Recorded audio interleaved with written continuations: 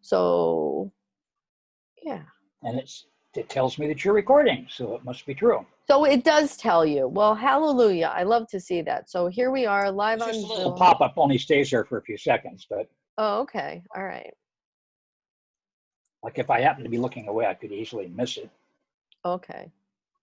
But it covered your eyes. It went right across your eyes. Wow.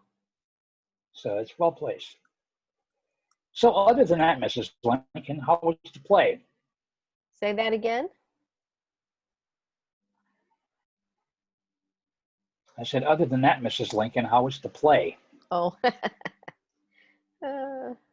Let's see. We do record this and upload to.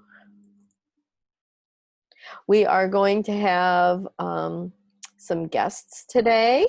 I talked to Ron Card, and he is going to try to get on. He's got, he's putting his collection outside so that we can take a look at everything with his pretty background. He got a new gizmo for his Wi-Fi that he's hoping will give him the bandwidth he needs. Yes. So I guess we'll find out soon. We will. And then, oh God, it's not 2010. What is wrong with me? It's 2020. All right, I pushed the go live. So here we are going live on Facebook. And then Mo Chen is going to be joining us. And she, boy, I have to look at her credentials, but she is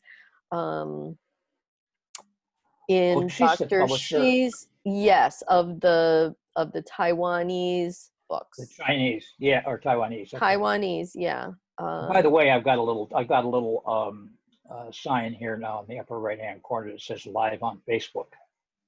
Oh, okay. And right next to that is the word recording with a little red dot next to it. Okay, I can see that too. And then there's a little, let's see, I'm using enhanced encryption. It's recording. It's live on Facebook. So yes, yeah, we are all of those things. I don't recall seeing those in real time before.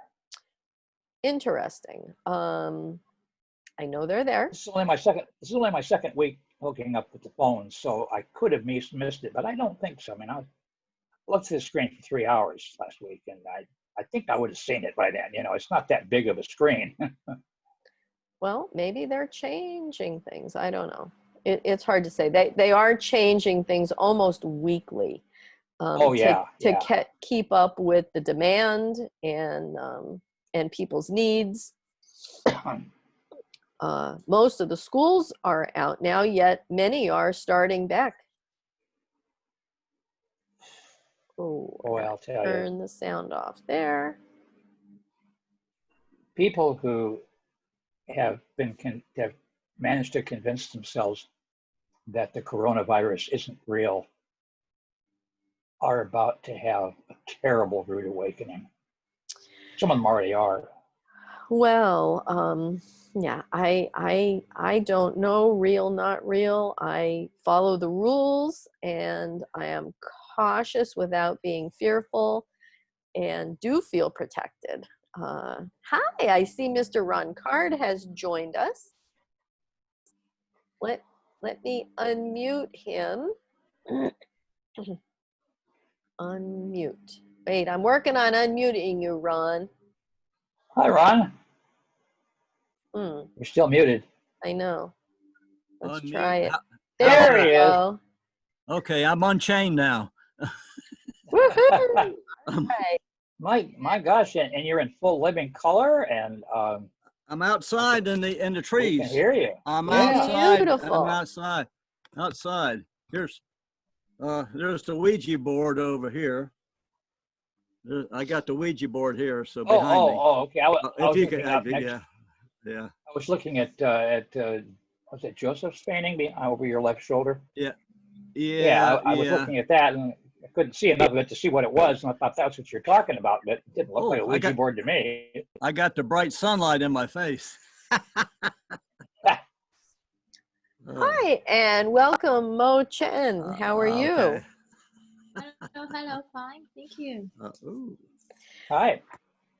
So these are the two guests that I was expecting today, and I did send an invite out to quite a few people.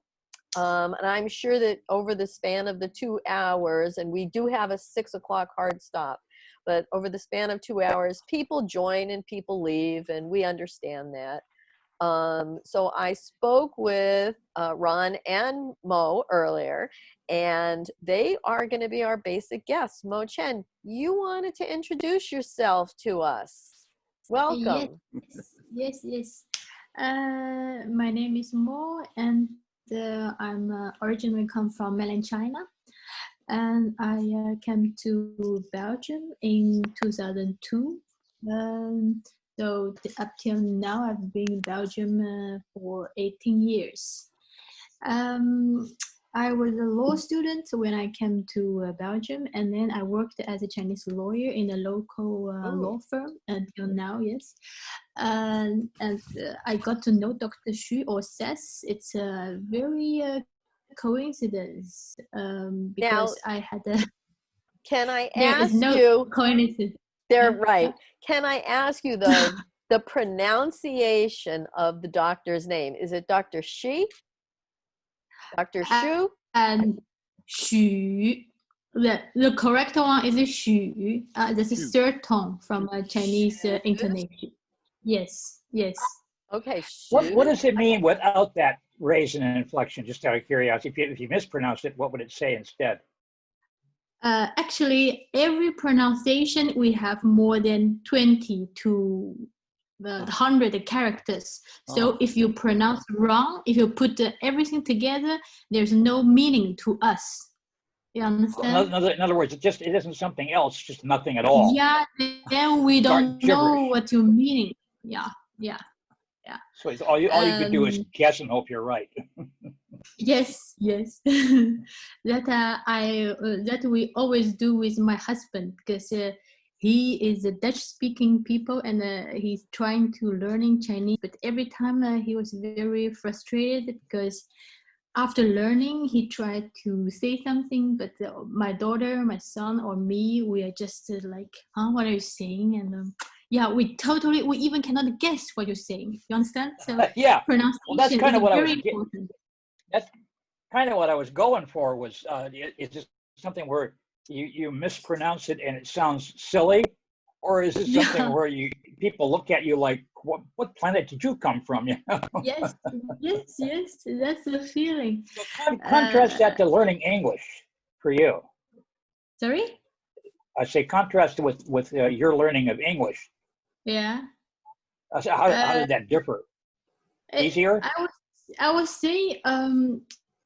say Chinese language is Asian language. It's image. It's not spelling. It's not like you put A, B, C together. There is something. Right. No, it's image. It's more like hieroglyphics. Yeah. And also, there's something in my mind now is once there is a story in the Seth book. It's they are going to test Seth whether he has the ability to see the piece of paper, the newspaper. But then Seth gives the whole information on that newspaper. So Chinese language is kind of like this. When you see the character, you are not only see the character, you see the meaning behind it. There's not only language, it's also feeling. It's feeling. And it's difficult to explain also. Well, you know, when you say image, that implies a pictorial, but it's more than that. It's what it's like. It's like mythology. You know, a myth tells a story, but it also. I would draw something here. It's I will write it as much as. Okay, here. I don't know whether you can see it. Little up higher. Okay, now I can see it. Yeah. It looks like a mountain. Yes, it is a mountain, and this is our character. Oh. Oh, okay. All right. So is there a story behind the mountain, or is it just a mountain? No, it's just that when you see the character, it's like image in your mind. Oh, it's a mountain. But is it just a mountain, or does the meaning go beyond simply a mountain? Yes, sometimes it go beyond, because it depends what character you will put together with this character, and then it can mean something totally different. Yeah. Yeah. That was the impression I always had, but I never had a chance to really ask learn. somebody who knew what the hell they were talking about. And so Okay. thanks Yeah. for clarifying that. I didn't mean to interrupt your whole thought process, but that was a very No interesting. problem. No problem. Thank you. Yes, where we were just now. Yeah, I came to Belgium, right? Yeah, I was working as a lawyer here since 2006. So in 2007, I was get diagnosed from the Belgian doctor. I have pre-cancer. It's one step to cancer. So the doctor advised me to take away all the cervix and the organ because there's a cancer cells on it. But then I was thinking, if that is a way to cure a disease, if tomorrow the doctor say, oh, you have a chance, like Angelina Jolie, you have a chance to get a breast cancer, so shall I also do that operation? And one day if the doctor say, oh, you have a cancer cells, might be in 5 years in your brain, are they going to take my brain cells? So I start thinking, is that is a way to treat cancer patient. So by coincidence, I find a book of Seth, and because we are not the English-speaking country, so it's not possible for me to get it immediately when someone recommend to me. So I asked my husband to look for this book, but then my husband found it online, and then he told me, oh, I lost the space and the time feeling. I don't know what happened during the reading time. So I think, oh, very interesting. So I couldn't wait for him to bring me the book. So I just Google online, and then Dr. Xu popped up, and I start reading his books about disease and how to treat with the CES methodology, I would say. Yeah. So Where is to he? be honest, I don't believe anything in the beginning of him. I think, but I was very curious why a doctor, a Western science graduated doctor, is saying something insane, and why he's doing it and for what? Because he has every 1,000 or 2,000 speeches online for free, and he's not earning from it. He donate all his copyright, his books copyright to the non-profit organization in Taiwan that called the Seth Education Foundation. So for me, I was very curious, and I really want to know first, will it help for me? And then second, will it work? So that's why I try to contact him to see whether it's possible to see him. And I also plan to fly to Taiwan to see him.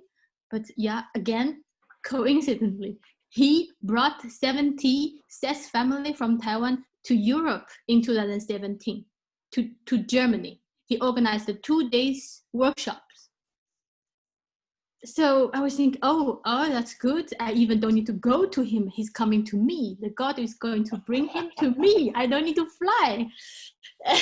Because, the relationship between mainland China and Taiwan, it's difficult for us to go to Taiwan. It's not just like, oh, we buy a ticket and then we can go. No, it's not that. We need to apply visa, whatever. So it's very difficult. So I think, okay, let's see what is he doing. So I attended the 2 days workshop, and from that day on, I kept learning his books and Seth's books every day, 5 to 6 hours till now. So yeah, so it's that's my story with Dr. Xu and Seth. I hope everybody has a brief idea of me. And last week, I just discussed with Dr. Xu, and he appointed me as a director, as a head of the Seth Education Foundation in Europe, and also I will be his Yes, Well, yes. congratulations. And thank you. And of course, How it's old are you? everything will be done by me. But yeah, he will support me, and his group in Taiwan will support me. And yes, that's my story. Beautiful. Thank you so much. I'm Thank so you glad for to have sharing. you How on. old are you? How old are you? How old am Yeah. I? 40. 40. Oh, you look like 20. Oh, thank you, thank 19. you. Kate, hello everybody. Hi, Hello. Hello. Hi, Sam. Hi, Audrey. Hi, Hello, Nikki. Sam. Hello, Hi. Kate. Hello, Mo. I Ned. noticed Audrey. that you make it hard to join the meeting. So thank you, Kate. You probably work very hard all the week.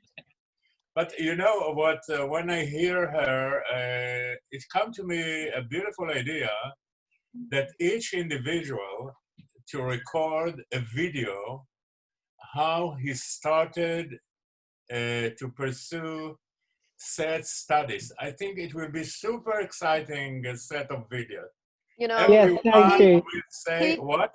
people talked about that last week. I think it was Shauna, and I invited her. I'm like, make a little recording, To give put it time. on Facebook, and we'll put it right on the discussion group. Yes. No,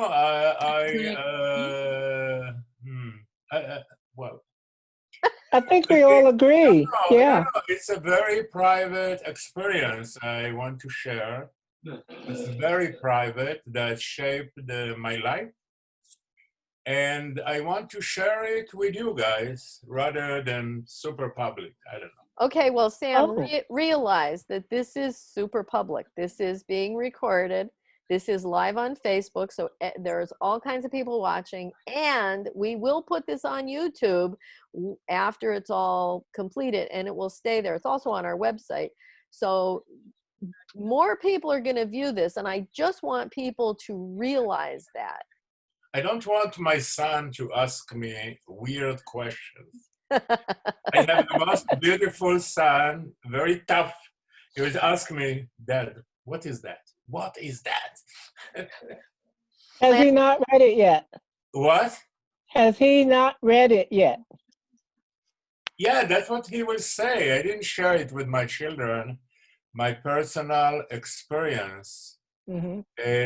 I don't know, I think Kate said last week to make another group, like more intimate group. Forgive me again, intimate, I mean, not to sleep together, everyone. I mean, like a group of people that want to see one another and to talk. In that group, I will be glad because it's very unique case. Yeah. The way each one step into that space, for me, it's super unique. It's unbelievable. And the force, the trust, TRU, TH, the thrust, the engine in my butt. Trust. The engine in my butt to push me ahead. This is, come on, it's not, and that trust in the butt, many people have. Yes. I'm sure about it. You cannot launch to Seth as a nice fiction. Seth is real. It's something big. It's not a nice fiction. Oh, give me that book. I'm going to read it. So my body resonates with Seth in a very high degree. Yes. I told you the story. In the past, I could not read it. Basically, I could not read it, which means to function normally, to read and to go to do something. No, I cannot read. I could not read more than 3-4 lines. This is in the very beginning, in the very, very beginning. I felt what he say is written in my body. And yes, I'm talking about this type of descriptions that come from individual that how Seth was introduced to them. I have zero clue before he was introduced. I don't know his name, Jane Roberts, and Now I have a lot of photos of Jane Roberts, and she's cute, and I knew nothing. I have no agreement with anyone to impose himself on my life, nothing, but I welcomed him, big deal. Basically, I never left Seth since that in 2000, in summer 2000. And I think those are very unique things as an example how people walk into it. And another thing, a lot of ideas were, you know, this fooling my mind, how to handle it, what to do with it. Well, I'm an engineer. I need to say, okay, what I'm going to do with it. How can I move forward? How can I help? Can I talk to people about it? And different ideas like that. Like I imagine, okay, I'm going to a pub called The Rooster, not far from me, in Kirkland. Kirkland is another beautiful city here. Many beautiful places around me here in Seattle. And I thought, okay, this is like, I don't know, 20 years ago. I thought, you know, I will go there, I will pick people, I will stand on the stage, and until I'm in a like partially stand-up comedy, fun and jokes, not really jokes, just fun in a funny, loving way to tell them a message, to tell them some message, some of the messages. I don't hold myself as an expert, but I'm an expert in the beauty of that. Yes. Because I feel it in all the space. And I thought about this. So how can I take this package now and just deliver it in a funny way, make people to go home with some seed, Mm-hmm. a little seed. You don't need more. As all the people in the world have the same, they are like me, like everyone here. You just need to plant a seed of doubts, of, I don't know, the seed. Here is the term, set seed. Set seed, the flower that come from it, and let them, I believe that everyone on the planet has the same capacity. I'm not different. I just let it be. There's an interesting film called Sunseed. Sunset. About a Sufi master named, they called him Sufi Sam, but his name was Sam Lewis, I believe. And after he died, right before he died, he went on a worldwide pilgrimage to all these gurus from all over the planet and interviewed them for this film. And at the time, I was still grappling with who's right, who's got the true story, you know. And that film let me cut loose from that question altogether, because everybody he talked to had a different story. Yes. Well, what, you know, there were two in particular that were right next to each other that really knocked my socks off. One of them was this tall, regal African man with a very elaborate garb and a headdress, and he sat on a throne, for God's sake, elevated throne. And he's saying to the world, you have to have a guru. Until you have a guru, you're nothing, you know. And Baba Ram Das went on this trip with him. He never said a word in the whole film. But he's sitting at this guy's feet with a big smile on his face while he's talking about, you got to get a guru. The next one was this weazened little old man living literally in a cave in the Himalayas. And he's saying, you don't need a guru. Until you're your own guru, you don't have a guru. And sitting right next to him was Ram Dass with a big smile on his face. Everywhere they went, there's Ram Dass smiling a lot, not saying a word.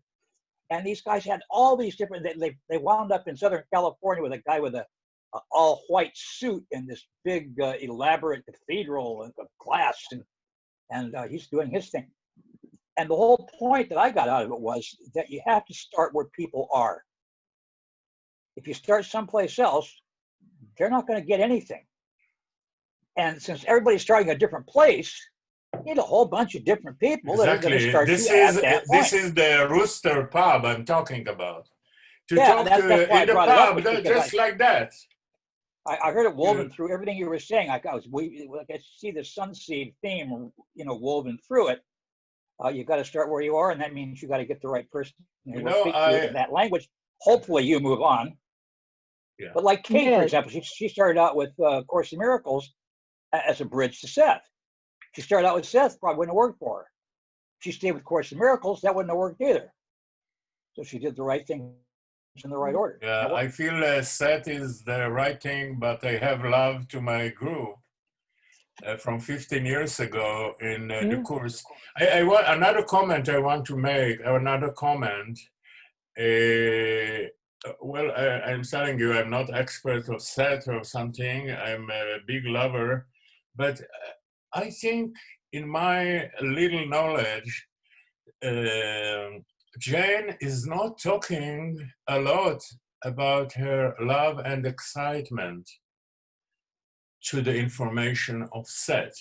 She is super driven together with her husband, super driven. They know that it's something big, but I don't think I saw words related, oh, I feel good with it. I love it. I don't know. There is appreciation, but not because they publish it in the book. But so what I'm saying that that component of love to Seth can be an add-on to, and that excitement can come from the people here. Now, What Mickey, is your path to Seth? And we can complete something that is not really in the writing. Maybe I'm wrong. Ned, what do you think? I'm well, wrong? let's let Mickey talk to Jane. And can you address her excitement, her feeling for actually bringing forth Mickey this talk to being? Jane? Yes. Yes. Looked her Whoa! name up in the phone book, Sam. She looked her up Yes. in the book and dialed. Can you Yeah. believe it? Are you So serious? You talked to Jane? Yes. Yeah. Okay, I'm taking I an airplane to London now. I'm not in London. I'm up north in Yorkshire. Are you serious? Yes. I Bless you. was Bless I you. Go ahead. was before I even get into that, let me add what you were saying earlier, and you were talking about your own excitement and trying to convey it. And I wanted to comment that whenever I see you each Sunday and you are here, one of the first things I always notice is that your interest, your how you feel about it comes out around you. It's in your yes. countenance. Yes. You Thank know, you. Thank I you. always see it. Your joy is all around you like a Yeah, halo. I'm telling you, it come to my, I can share with you, if I can, a short story, a short story Go ahead, that is Seth. amazing to me. So there was a dream, and following that, I was in preparation to come again to America. It was on 2000. I was here first time for 3 years in 1996. And they need to come back and they experience really, I don't know, experience the departures from the job I was in caused me, I don't know, very harsh disappointment. Oh, And it come as in my feet. It come with rush, a serious disappointment. mm-hmm. And that rush, I never Siri talking to me. So that rush was a horrible thing, Mm-hmm. very, very horrible. And Mm-hmm. so the first practice of Set the Set event for me started in June or July. And this, what I'm telling you, was in end of September, October. And I was so miserable. I have a big rush, bleeding rush. You Oh, mean dots? A lot of mhm. dots, like 4 or 5 in square inch, and it was Mhm. bleeding, and it was so feeling horrible, Painful. horrible, and also that excitement of Seth. Of course, it's not bad, and anyway, and I could not. The doctor could not give me anything. I could not sleep. I need to put shower on my foot, one Yeah. feet, actually 1.5. I don't know, maybe 2 feet. So I don't know where the idea come to me. Maybe Seth, I don't know. I was very, very early in the process, but I realized something that I need to send love to Yes. my feet, Yes. to the Uh-huh. tissue of my body, to Yes. tell my feet, I love you. Well, not verbally. Yes. Here's my love. I love it, and you know, it's a miracle in a way. Why? Because one of the strongest connections I made, again, it go inside my old system. One of the immediate connections I made, very immediate connection, is that the following. You cannot believe I made it. Some friend wrote it for me, like my memories. One of the connection I thought, without being any expert of anything, I said that every cell in my body is Yes. connected to the universe, to everything. Yes. And if it is connected, I can bring that energy on and heal my food. And trust me, my doctor freaked out. She didn't know what to do. It's not a little thing, it's not a little, and I was alone in my home, and the pain, and you know, you want to wake up and to scratch it, to kill it, and after a short while it goes away. That's a Oh, true story. yes. I made the connection, the very explicit connection, that my cells contain in them, like all the universe, and they have connection. They have connection, which means the system can affect my cells, the individual cells.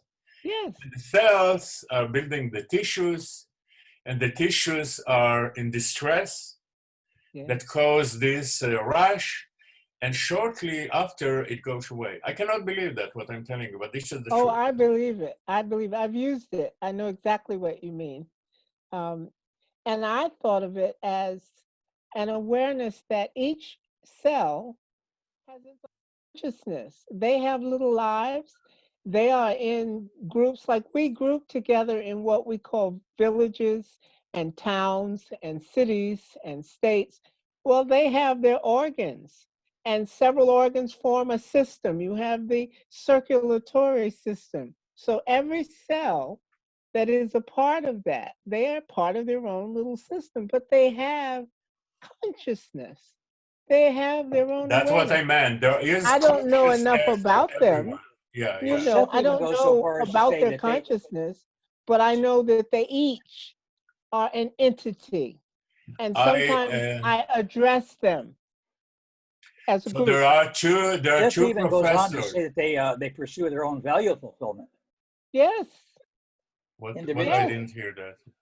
Well, Seth says he used that phrase, value fulfillment, you know, that Okay. you With have. respect to cells and organs. Yes, you have each organ, each cell, each body. We all have a consciousness that has goals and has happiness, disappointment, whatever. But we each have a That's what I form. wanted to say.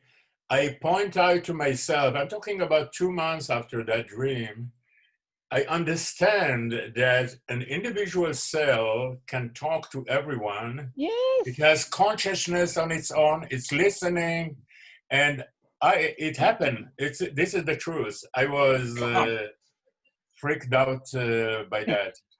So again, my point about loving, expressing excitement and love to the material, in a way, say thank you, of course, to Jane, but also to Seth, to my idea. I think it will be beautifully expressed in personal videos. And it Yeah. will be a lot of fun and teaching also. Teaching. I mean, Well, when someone here see that video, he will get something from it.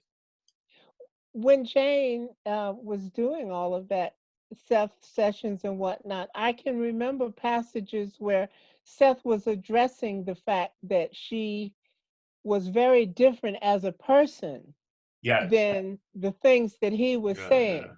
And that part of the problem was that she had been raised with this very strict religious Catholicism, and it was difficult for her, especially in the beginning, In the to beginning, yeah, accept it was what was very happening difficult.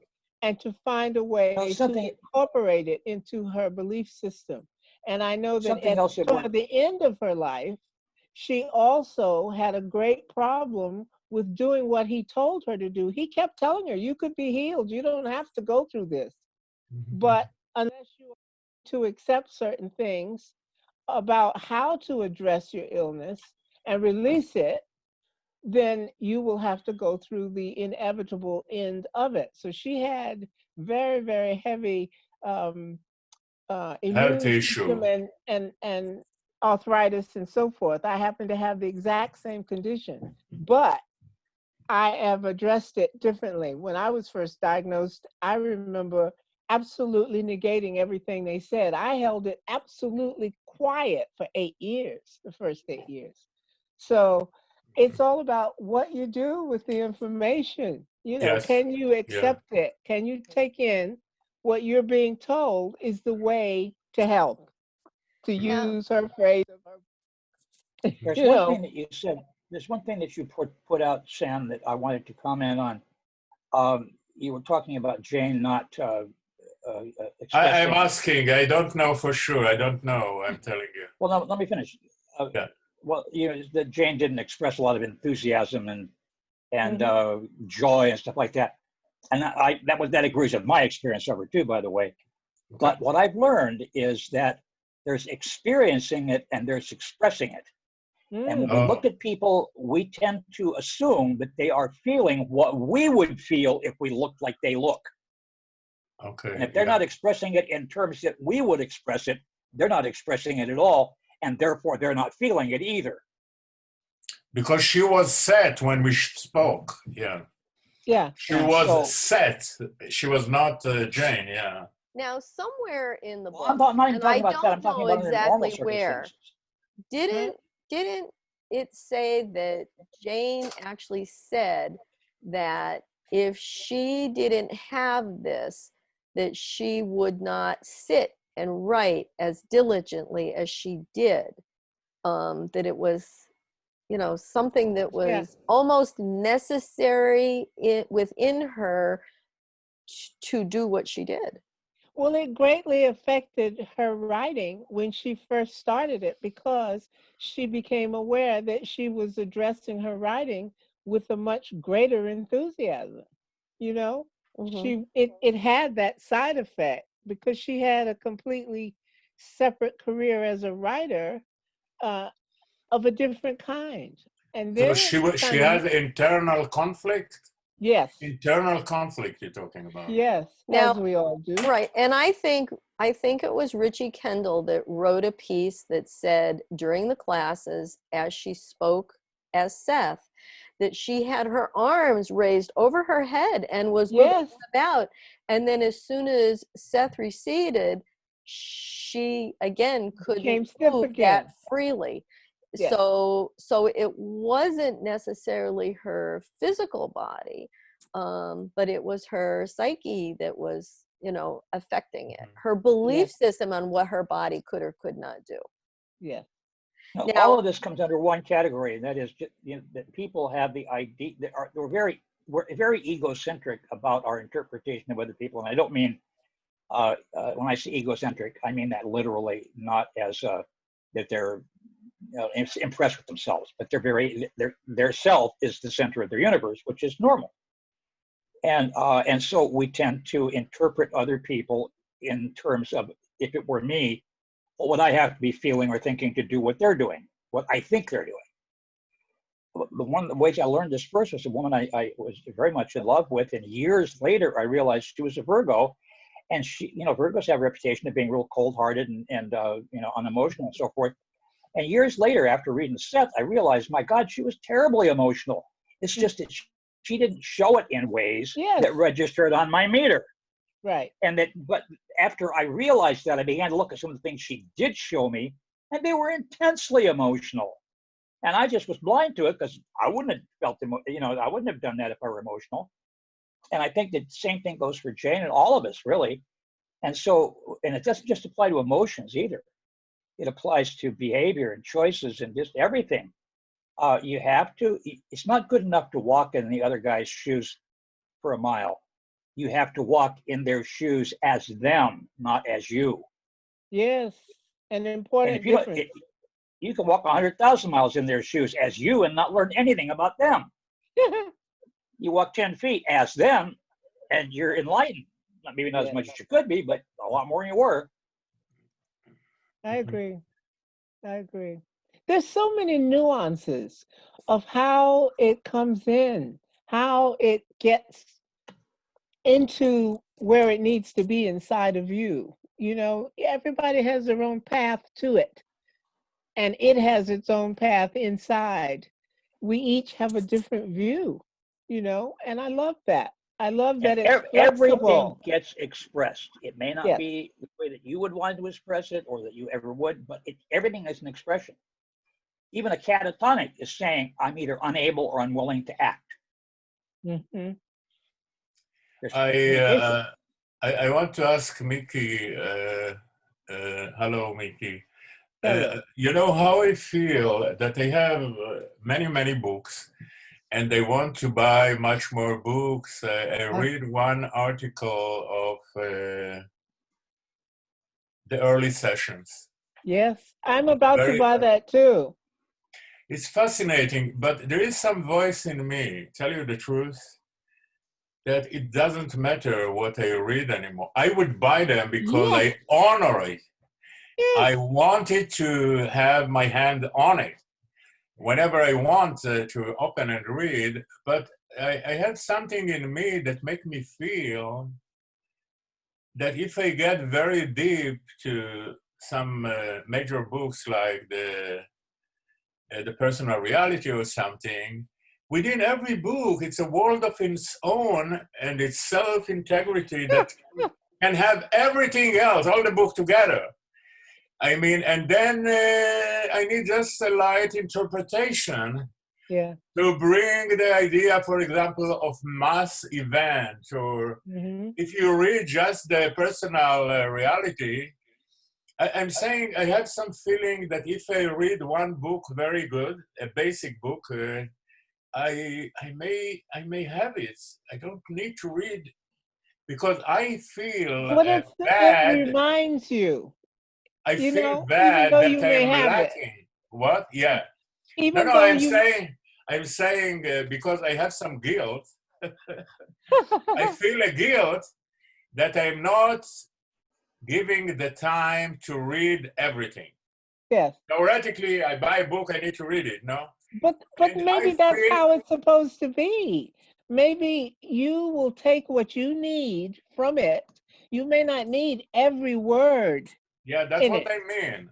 Yes, your soul. I don't need the whole book. Take in what it needs. Somebody take me and ask me a question. Yeah. I can from that knowledge to bring an answer that is close to what Seth will say in some book. Exactly. In the general, I will not be out of the line because I know when you understand something deep, you understand most of the thing. And I want to undo, I have a guilt, self-guilt. I say, I have to finish all the books, page by page. You have been Setherized. So I have been what? Setherized. You've been affected by Seth. You have had the initiation of the material. It flows into you constantly. And just because you're not sitting with one of the books at 8 o'clock or 9 o'clock. It doesn't mean it wasn't going in from the universe. Maybe, So yeah. you may have already had a flood of what's in such and such a book. Yeah, I talk about, they call it the flash memory, flash knowledge. Yes. There is a book that suggests it's called the flash knowledge. Like a flash, an injection, and you get to know many things. I don't know. I've felt that, and it's weird. Yeah. Hey, I'd like to ask some help of some PC people. Maybe Ned can help. Ron is on, and I made him a co-host because I'm unable to unmute him. So I thought he could do it himself, but it's not working. Any idea what might be going on? I think that if you mute, I don't know if this is true, but I think if you mute yourself, the host cannot unmute you. Okay. Oh. So it could be he's muted himself and nothing you can do is going to change that. Okay. Well, yeah, we can't I don't know. hear you, Ron. I've wondered about that. Yeah. So the only thing I can say, Ron, is if you look He's at definitely muted. Oh yeah, I know he is. If you hover over your screenshot of yourself, Ron, you should see an unmute button in blue and ... You don't see it. Lower left-hand corner. Upper right-hand corner.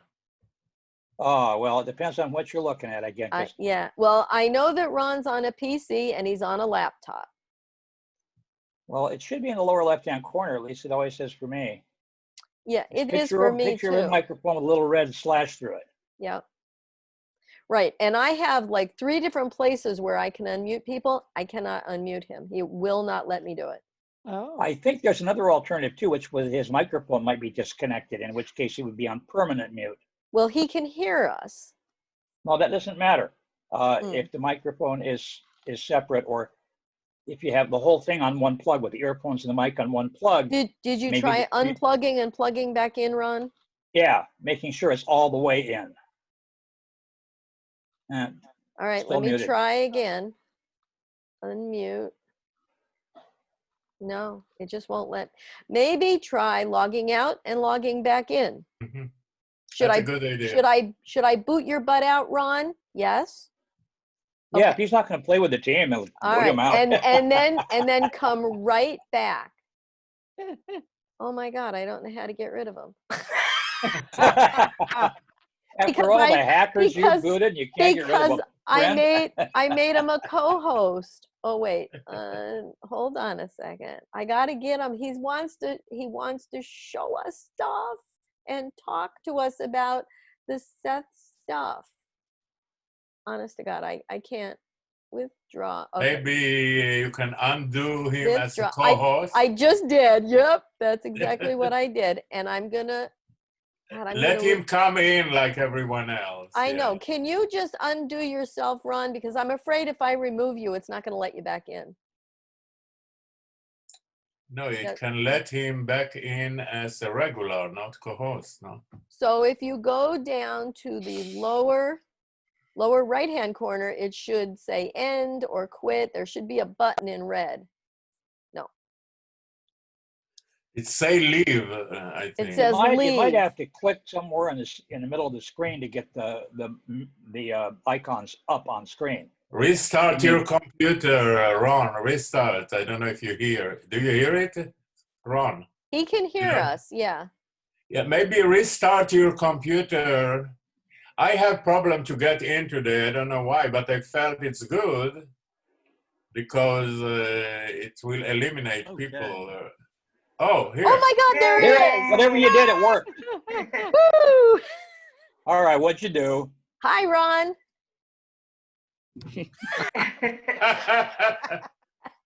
Yeah. Can you hear me? Yes. Yeah, what did you do? Very well. You were telling me the mute button in the lower left-hand corner, and I had a white bar over it that said chat. I couldn't get to it, so I had to get out. I had to get out and go back in, and it said then a bar said unmute. Okay. Yeah. All right. Woo! Okay. Well, welcome, Ron. So Ron he's got many of the artifacts that belong to Jane and Rob, He has the picture of Seth. He's got the, I don't know if he has the rocking chair with him, but oh, look what he's got. I've The got the Ouija board. Oh my God. Oh my God. That's the board Oh. that Seth originally came through Yeah. on. And when he Yeah. came Oh up last year, God. we used it. It was so amazing. Okay. What do you mean you use? You hear something or you know? Yes, yes. It's still alive. It's spelled words. It's still alive. Yeah. Goodness. Yes, it is. Looks like it's got a few miles on it, too. So Yeah, and on the back. Ron met Jane? No. Not in this No. not in this reality. Okay. It's complicated. It's very complicated. Okay. So So after Jane passed, Rob remarried, and Ron acquired these from Rob's widow. Mm. over the course of several years. And he met Rob.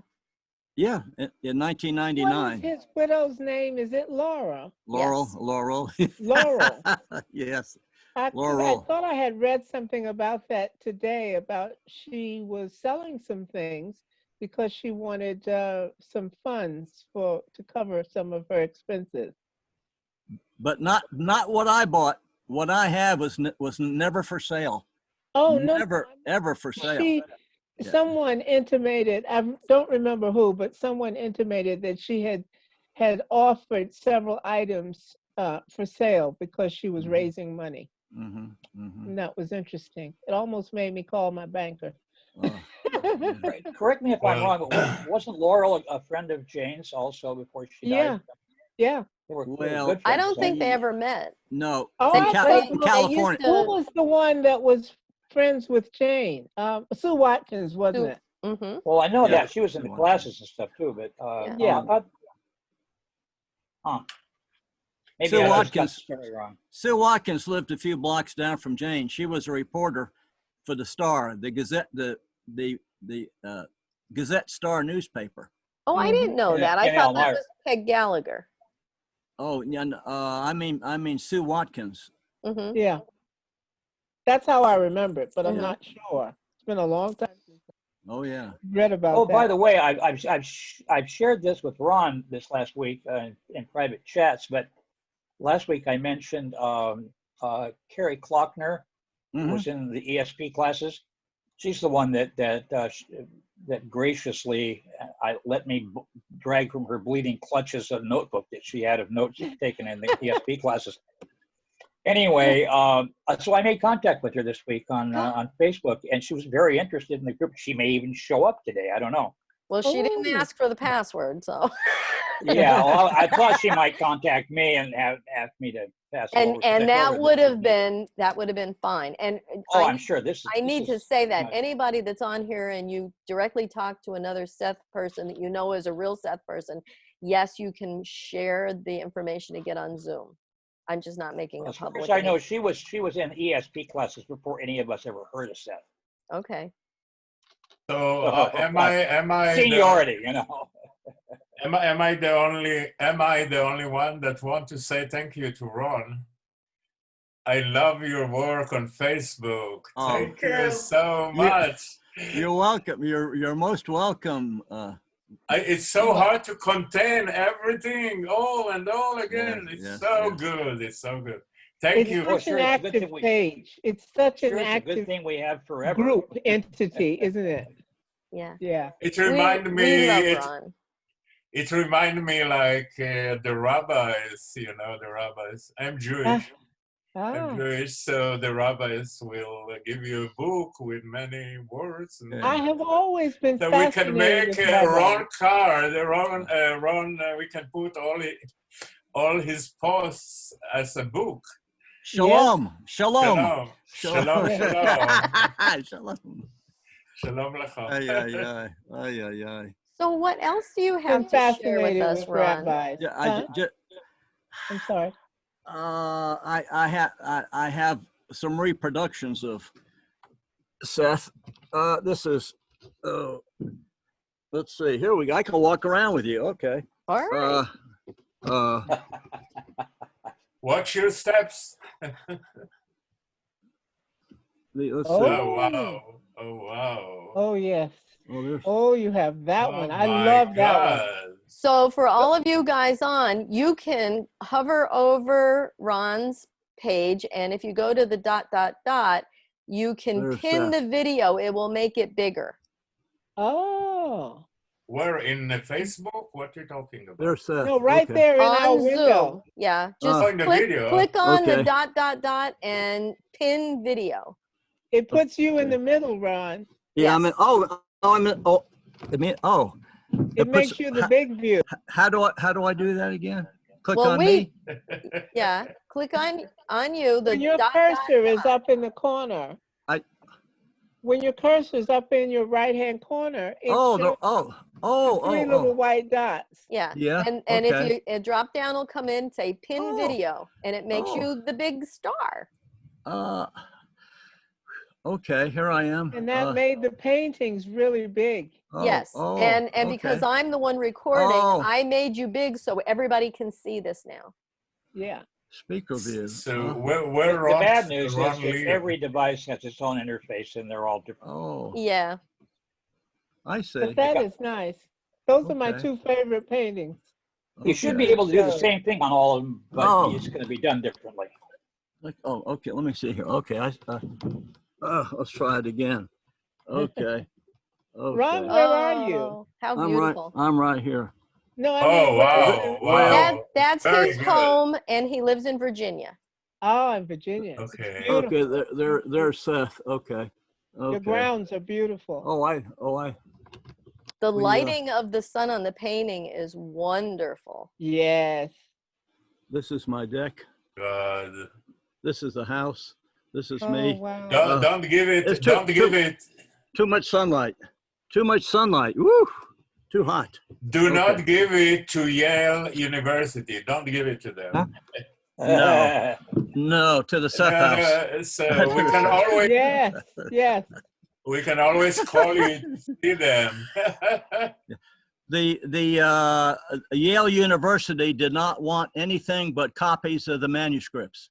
Mhm. Oh, okay. Yale did not want anything hardware, nothing solid. They all don't just even want paper. originals. No, They don't yeah, even they want don't even originals. want originals. No. I There we find go. that unbelievable. I would have been just the opposite. Mm-hmm. Have the painting in my home would have been the ultimate feeling. I mean, I was sitting here thinking, what must it be like to actually have those things in your home within your own personal proximity? You know, I'm sure it must be quite an experience. Yes. You lucky devil. I have. Did you have a hard time sleeping the first night you had all that stuff in your house? Oh, no, it was easy. Really? No, I have Jane's rocking chair. Yeah. I have the Seth portrait. I have the Rupert and Joseph, the Ouija board, the coffee table, the seashells, Jane's ashtrays, and about 10 other original Jane and Rob paintings, which I have. Mhm. I have out Really? in they're out in my shop. Yes. It's such an interesting connection for you to be the one who has this stuff it was in meant to be. relationship to what Yeah. was It on was meant to. then. It was meant to Yes, be. exactly. So the connection in terms of incarnation, No, you know, I am. it's amazing connection. I am the curator and the custodian of the I love items. it. So It's just amazing blessing. when we all get to come up to the Seth house, I guess next year when the dust settles and we're free to, Yeah. I'll bring the Seth Museum collection to the Yeah. Seth house for a week, There you go. and you'll advertise it, and everybody can come and enjoy it. It'd You be can have vibration on vibration, won't it? To Yeah, stand in the room in the Seth house yes, with the Seth painting. and you could do, see the To Ouija touch board it. and Yeah. Yeah. whatever you want. Have your selfie taken in the chair. Yes. But it's all for free. There's everything's for free. It's a long plane ride for me. I'll be there. Oh, Audrey. Yep. Okay. Now, Uh, everybody can go to the sethhouse.com and there's an event tab, and you can see the event of when Ron came up last year, mhm. and he was up for the 20th for Rob's birthday. 20th, And yeah. so you can see all the pictures that we took, and even the pictures are amazing. We have a little bit of video too. We didn't put any of the video up. I'm trying to learn how to do editing. I'm wondering, Kate, Yeah. do you have any actual idea of how many Sethis there might be in England? Do you know I country don't by know. country No. what the population is? Because it might be a very interesting thing to have an event on this side of the ocean as well. Who knows? We may get Ron on a plane. A cargo plane. Well, You yeah, never know. okay. You never know. But this is a good way. This is a good way to at least show something. Yes. Yes. Yeah, yeah. Yes, it is. Now, I believe that they still have conferences in Germany. Oh, I want to say Seth Freund puts conferences on. I don't know how often. Do you know anything about those, Ron? No. No. No. You can go to their Facebook page and check that out, but that's a possibility. And our German friends, we've got, oh gosh, 3 or 4 people that get on that live in Germany, but none of them are on today. wow. Yeah. There's a time differential. Oh yes. Yeah, because it's 10 o'clock here now, Yes. Yes. 10 p.m.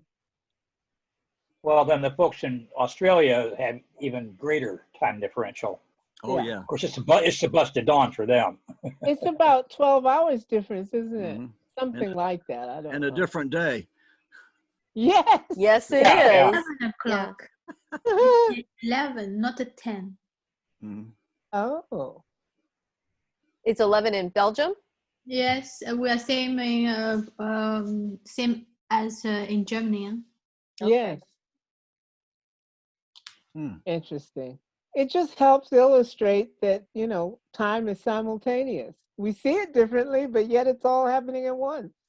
I think it's amazing that, yeah, it's all different times all over the world, but yet we're all talking to each other and hearing each other in real time. Yes, Yes. exactly. I wrote a little thing about that once. I said, time has no beginning. It has no end. It's like an Oreo cookie without the crunch. Ooh. Let me ask you this. I saw something, again, I can't tell you exactly who posted it, but someone posted a video that was one of the most imaginative things I've ever seen. It was a video of 2 little girls talking to each other, and they were talking about visiting Earth.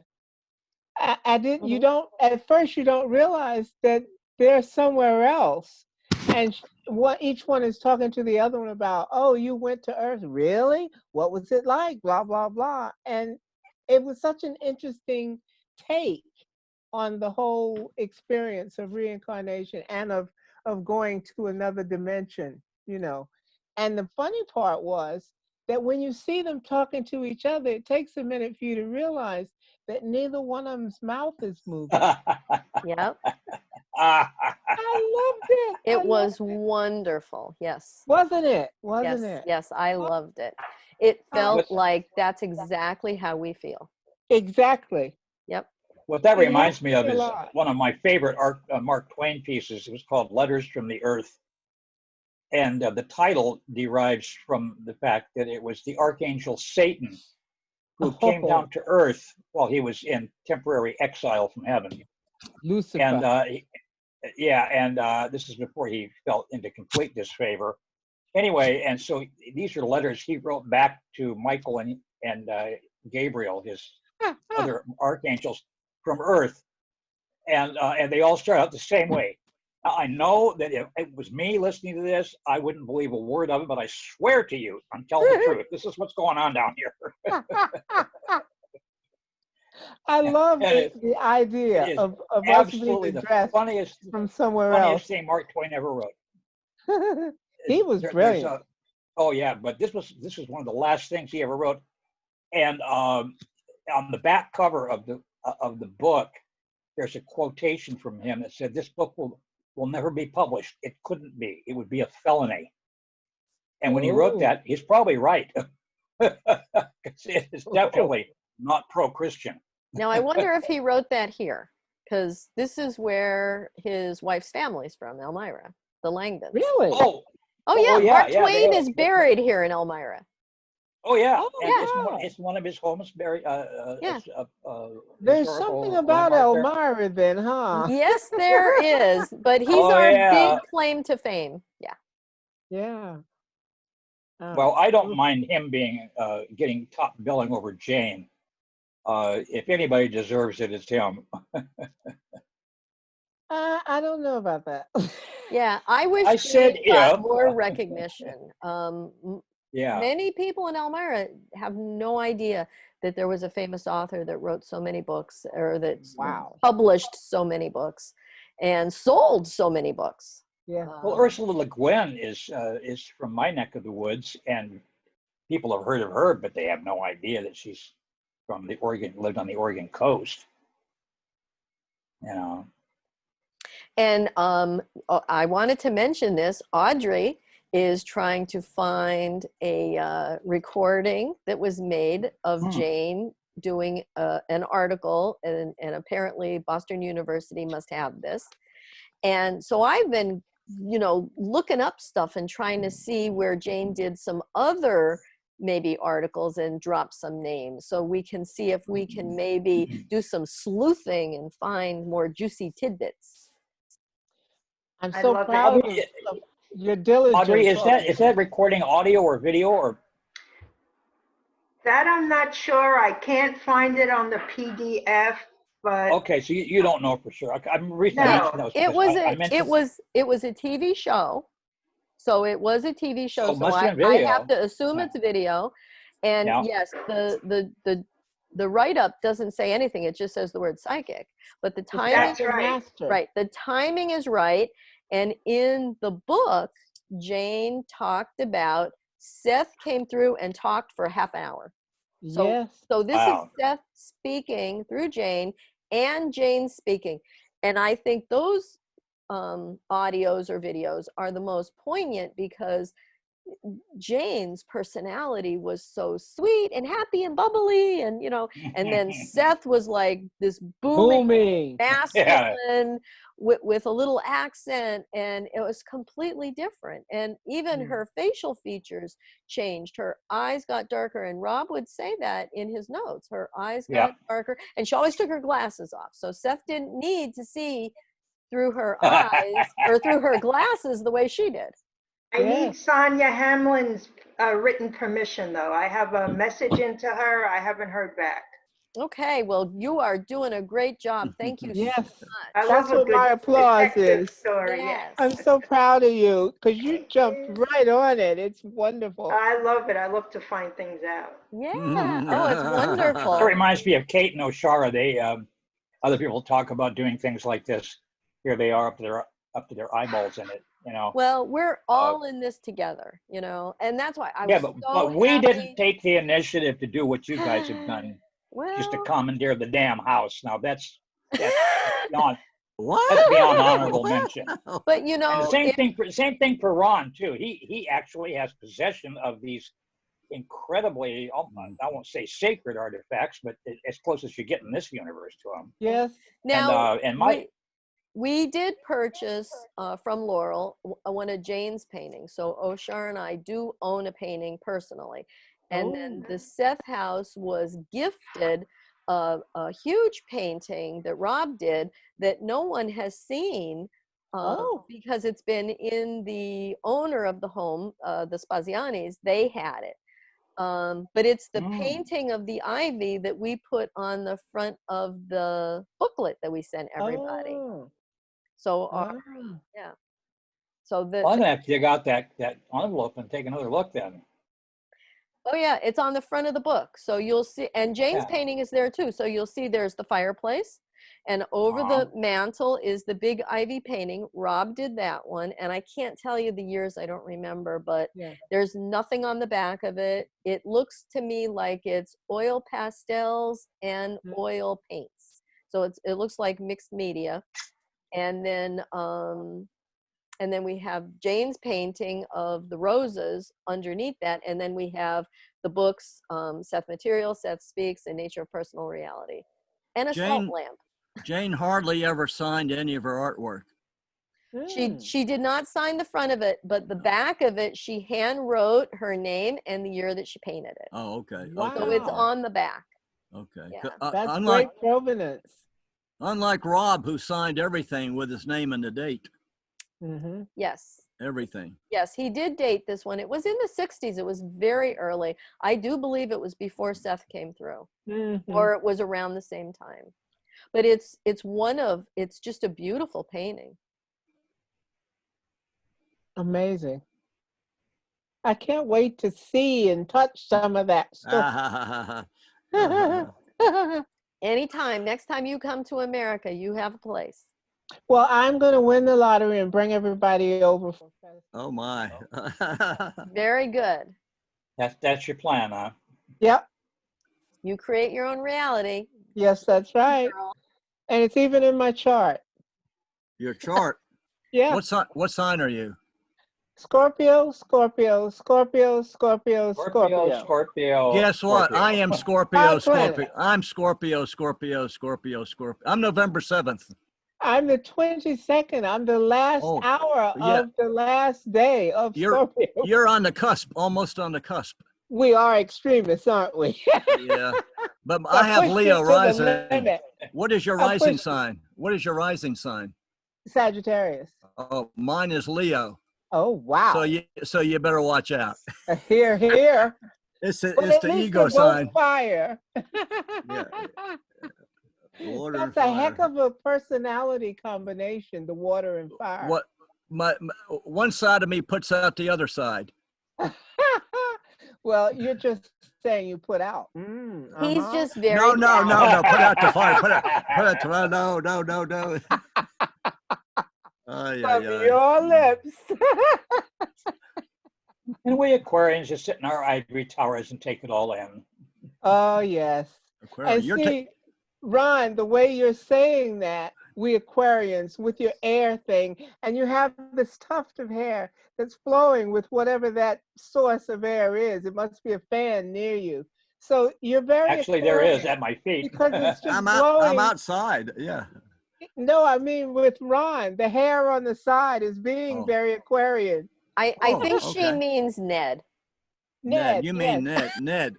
Yeah, Ned. Like I said, there's a fan at my feet or near my feet. So. I think it's wonderful. Nice. So, Mickey, tell us, when you spoke to Jane, how was her enthusiasm for bringing forth Seth? On the floor. Okay. Yeah, I was quite struck by the fact that she was so demonstrably unimpressed, because I was just about vibrating from the fact that I'd even gotten her on the phone, and she was so cool and so laid back, and it was amazing, absolutely amazing. And you see, each time I spoke to her, I was speaking to her as herself. It was never her being Seth. So it was several years into studying with Rick Stack before I even heard a recording of what the classes were like. You see, he one night brought one of the recordings, and I was so blown away to actually hear it. I was quite affected by the sound of it. And I thought, my God, that's it. Who would have thought that it sounded like that, you know? Because it was nothing like the person I had spoken to. She was soft-spoken and, like you say, bubbly and, you know, flamboyant person. But there was no, I didn't get this awe and the, you know, oh, wow thing. I had all of that because I was just almost speechless. I could barely get out what I was trying to ask her about. But I got the feeling that channeling in and of itself was not a big deal. You see, because my whole purpose of calling her was to ask literally about channeling and to get advice from this great channeler. And it was amazing that that was not a big deal to her. I think Rob had more enthusiasm about it than she did. Well, again, we're going right back to the method of expression.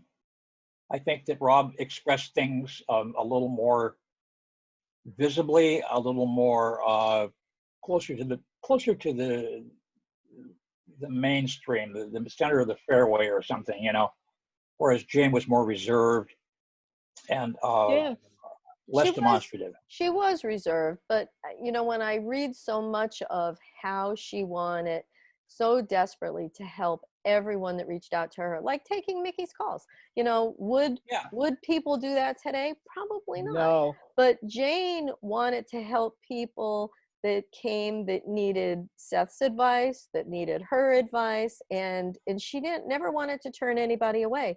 They answered all their mail by hand. You know, they never got a secretary. They did all Yes, that I have work 2 letters. themselves. Yeah. And for all we know, Mickey could have been the 10th caller that day. Yes. Truth. Which would So make it even Mickey, more do you impressive. still have the letters? I have them somewhere. Now the question is, are they with the Seth things that I brought with me when I left America, or are they still in storage in America? I have a storage I've kept going for 20 years. Well, when you figure that out, I am. I would love to have copies or photographs or some documentation.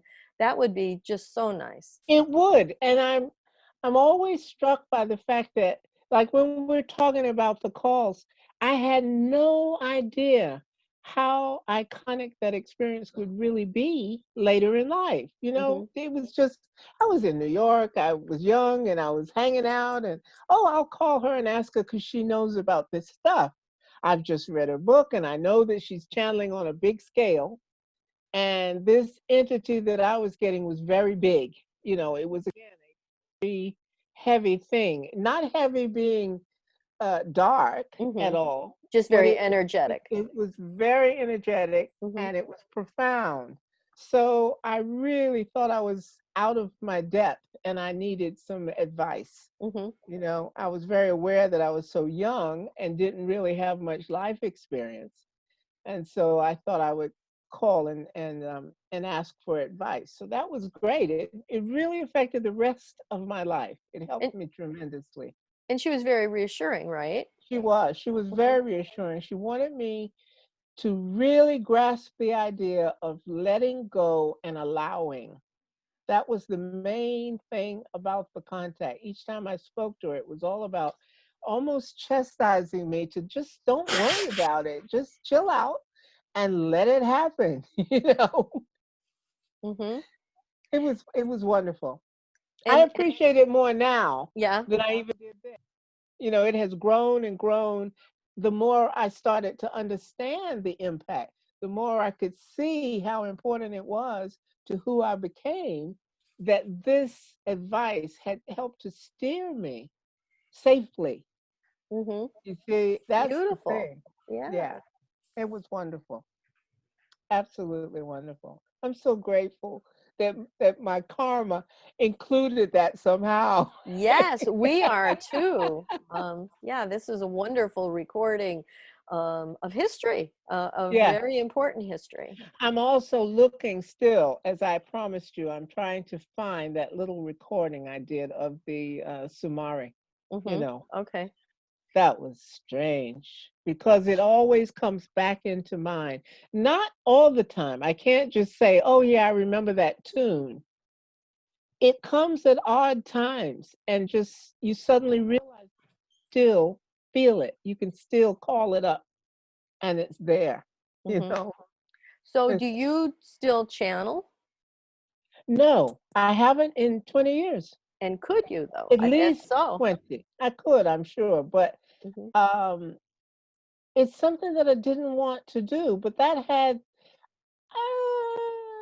That had to do with the times and the way things were less accepted then. We're talking the 70s, and mine had all manifested itself while I was in Cuba for those 3 years. And then when I got back to the States, just as today, you get such a heavy, heavy influence of the Christian displeasure. You didn't even want to tell people that you did. You were very careful about who knew that you channeled at all, because everyone thought, oh, that's the devil. People just assume automatically. And so I was careful about saying it because, as I said, I was in this very spiritual Christian family that was so well known that if I said the wrong thing, it would reflect on Dad's official status. You see, so I was very careful about not putting it out there that I was doing this. I was more myself in New York than with what I let anybody know who was from the region where the family was, There's a lot of stuff. There's a lot of stuff over the 21 years that Seth gave Jane and Rob that he said, this is not for public. Put down the pen. This is for your curiosity and your edification. Yes. And as you know, Seth had a Christ book, and he told Jane when they were discussing Christ and the crucifixion, the three-way connection between John the Baptist and that he had a Christ book ready to go. Yeah. And whenever she wanted it, but she was too uncomfortable due to her early Christian upbringing. Right. And she just about got rid of the Catholicism at age 9. By age 16, she was finished with the church. But when Seth revealed Christ, and then there was no virgin birth. Oh, come on. Yeah. There was no virgin birth. Well, there was no crucifixion of the historical Jesus. There was another man, and he was the one who carried the cross for Christ. His name was Simon of Cyrene was the man nailed to the cross. Simon of Cyrene was the guy who was given wine. It was a conspiracy. And he wanted to, in the period of Christ had such an impact on people in villages. Every village had a Christ or two. Everybody wanted to be like Christ. There were many people running around who listened to Christ. He went to another village and started talking, I am the Christ, because they were inspired by Christ. Problem. The word Christ is a title. Yeah, it's not a name, it's a title. And it was the Messiah. A Christ, the Christ, yeah. Well, and during that session, when he told them that Christ was not the man crucified, and that was the end of it, Rob at that session asked, he was curious, Seth, who was it? And and Seth said, your publisher would not publish it. Right. They would come burn your apartment house down. That's right. You can't do it. But for his edification, for their education, he told them who the man was. And today I'm happy to report who it was. It's different in 2020. Yeah. 2020. It's much different. So there's so many things that Seth revealed to Jane and Rob that was on the side. Yeah. And understand that Jane, in the very beginning, when Jane was non-physical, Seth enlisted her to work with him because they had relationships in other lifetimes. They were intertwined. They're separate, but they're connected. And he said, I want you to work. I want you to speak for me for 40 years. Wow. 40 years. That's in the material. People avoid that. They're very selective under Seth. They only look at the Seth they want, but they don't look at all the Seth. He wanted her for 40 years. He only got 20 years and 8 months. But I was told, he discussed probable Janes.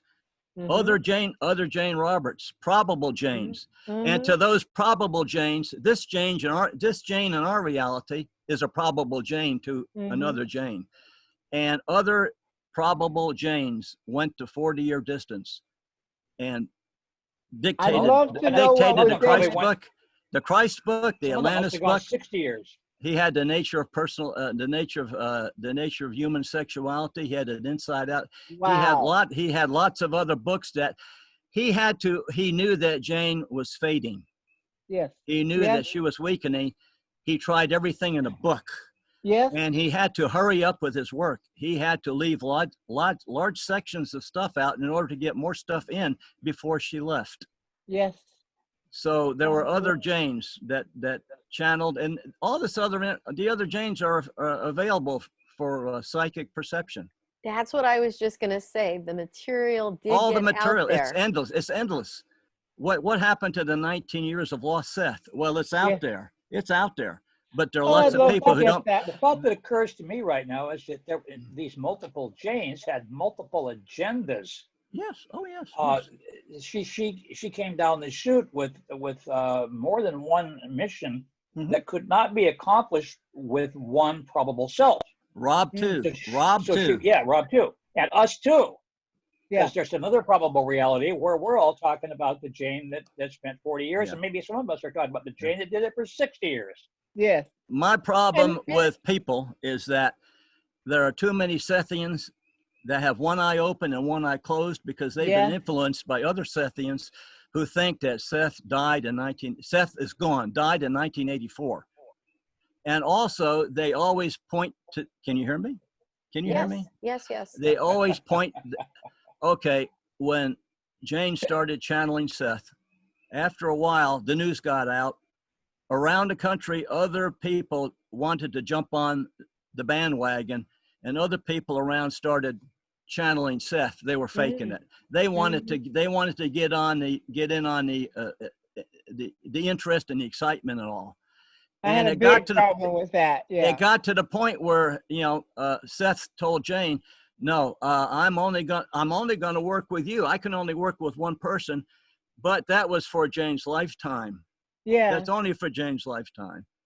I had a real problem trying to make peace with that and the interpretation of the timeline of that. The way you said it then, I will only work with her. I will only channel through her for her lifetime. Yes, but you can't at the time, you can't come out in 1968 or 69 and say, I'm only going to work with Jane while she's alive. That doesn't sound too good. Like, oh, Jane, you're going to die. You can't say that. Yeah. You can't hey, Ned, I'm only going to talk to you while you're alive. Yeah. That doesn't sound good. Yeah, if you die, I'll never speak to you again. Right. Okay. Hello. And I'm appalled at the Sethians who actually are led to believe that Jane is dead and it's only Seth and nobody else. And because I think I don't need permission to speak. I don't need anyone's permission to speak or think. They don't like me because of what I do. I'm open-minded and I'm a forward-looking Sethian. Seth is aware. I don't know where to begin. Seth is a guise. It's a persona. Seth underneath that is a vibration, a personality vibration. Yeah. Seth teaches in many guises, in many personas at the same time. Yeah. Not just I had Jane. a kind of a vision. Did you say guide or God? Comes back to me. God. Did you say God? Guide? I think he means guise. G-U-I-S-E. A guise. A mask. Oh, a mask. Okay. A disguise. G-U-I-S-E. A disguise. Yeah. Thank you. Yeah. Thank Yeah. you. Yeah. Okay. A disguise. I had this vision this last week. I shouldn't say vision. It wasn't like that mystical, but I was doing some meditation. And I was thinking about, America. What is America? What makes America America? And what is coming to me now is that the same thing may apply to Seth. And the American version I got was that it was like this circle of millions of people, each one of whom has certain ideals in mind, things they value. and that they want to see come to pass in a kind of a geopolitical, social nature.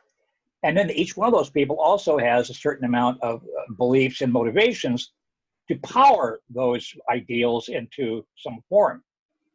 And that when you take all the people who share the same core ideas of, freedom of speech and stuff like that, and then you give them the belief systems and the motivation to project that into a physical form, you have what we call America. Well, what's occurring to me at this moment is the same basic concept to be applied to Seth. You have all these people who each have their own perspective on Seth and what Seth represents to them. And then they have a belief system and a set of motivations that drives them to do whatever they do about it. And that there's no one single version of any of it. Well, we've all agreed, much like James did, we've agreed to work with what he's doing and trying to accomplish. And no two people have exactly the same experience. He's feeding certain ideas and concepts into our reality. And each of us, to me, is a personification of a vector of helping that to manifest in this dimension, and I take that role very seriously, especially now that this group exists. A vector, not a vector. Each one has a vector. Yeah, that's what I'm saying. No, yeah, exactly. I think each person has their own vector. And anybody who doesn't get that just doesn't get anything of importance. If you don't get that, we all have our own amount of it to get. I mean, not everybody's going to get the same thing. Not everyone is going to get the same amount. There are journeys of consciousness only you can take. Yes. And there are journeys of consciousness you take with friends, like we're doing here. So well said. But even those are individual. They just have hold hands while you jump off the cliff, Ron, it's like Ned said, we've got to take all this stuff that's flowing out of your mouth and get it onto the page. Oh, You've got to have your own book. I could speak for years. Well, start. So could we all. And we keep trying to. 10, 9, 8, 7, 6, countdown. There is Seth. Begin. There is Seth for June 2020. Yeah. Today, there is Seth for today. Yes. We have cyberspace. We've added 500,000 new words to the English language that Seth had to work with Jane's vocabulary. Right. And her comprehension of the English language. What he'd say about all the quantum stuff that's come out now, all of that, the Nassim Haramein and all that stuff, To physicists, that was old hat when he said it. No. But it wasn't. Most people didn't even heard the words yet. Right. And now we're swimming in it. Yes. But most people still don't understand it, but they know the language at least a little bit. Seth would always say, "I'm searching Jane's vocabulary. I'm looking for words. Right. I'm searching." Yeah. He told Jane that if she happened to have a college scientific background, let's say, instead of literary, which she didn't, he said, "Seth, I could then share some quantum information with you that you could get through to the people." Yeah. Yeah. But you don't have that vocabulary, and Seth couldn't do it. He couldn't. Well, Rob had a little more knowledge than Jane, but he did a lot more research too. Well, he had just enough knowledge to do the research. I read of times when there were some scientists who came to visit her and talk about, they wanted to ask Seth things and see they had the vocabulary. So I'd love to know what they were asking him and what his response was. And they didn't use their real names. Yeah. She intimated that they were very, very famous scientists, but she didn't say who they were. They would not use the real names. I know who a couple of them were, at least probably. They were the two guys who, along with a third man who was an artist, published a book for E.P. Dutton in 1975 called Space, Time, and Beyond. Oh, yeah, I've heard of it. I haven't read it, but I've heard of it. Well, I'll tell you what, you should. It's as far ahead of its time now as it was then. And it was like Seth translated into the language of physics and mathematics. Right. Anyway, there were two physicists and an artist. The artist did the pictures because it was kind of like it looked like a kid's coloring book, except the text wasn't, you know, it was like citations from Einstein and Roger Penrose and Alfred North Whitehead and people like that. Anyway, the point is that the two physicists, one of them was taught at University of California, San Diego. I'm not sure about the other one, but one of them was Fred Allen Wolf, who's very famous now. And the other one was a guy named Jack Sarfati, who is not so famous as Fred Allen Wolf is. But if you've watched What the Bleep Do We Know or The Secret, you've seen Fred Allen Wolf. And, you know, he was one of the authors of this book along with Sarfati. I never talked to Fred, but I did talk to Jack on the phone when he was at UCSD. And I spent a day with Bob Tobin, who was the artist, in his apartment in San Francisco. And we drank wine and smoked dope and had a wonderful time together. He was just a joy to be around. Oh, But wow. these guys. This was back in the 70s, and these guys were plugged in real tight. I mean, they were talking about self-organizing biogravitational fields, and Say that again. Self-organizing biogravitational fields. Good heavens. A field I that is understand. self-organized within which I got it. biogravitational things, But biological to things put happen. that together that way, oh boy, what a concept! Oh. Yeah, and they were tossing things around like that, like they were talking about C-Spot Run, you know. And the way the book was laid out, it was all these pen and ink drawings, just little real simple cartoony drawings to illustrate the brief text below the drawing, which would have been like something like self-organizing biogravitational fields. And at the bottom of the page, there were letters, circled letters, and the letters referred to essays at the back half of the book Oh. by the heavy-duty guys in science Yeah. to illustrate what, you know, and they were talking about mini black holes. For example, inside of every atom is a miniature black hole, Yeah. actually a white hole, because you know, things like electrons can go into the black hole inside of the atom and come out in a white hole someplace else. And if Yes. that's true, then in their views, theoretically, there could only be one electron in the entire universe. But because it's free to violate space and time anytime it wants to, it can appear to Yeah. be everywhere at once. Yes. Yes. Hmm. That's And this really, is really the kind of profound. shit that they were peddling in '75. Wow. And Profound. It's funny Oh, you're yeah. mentioning 75. Mo just put a post up asking what you thought of 2075 when Seth talked about the fact that we will have completed the change by then.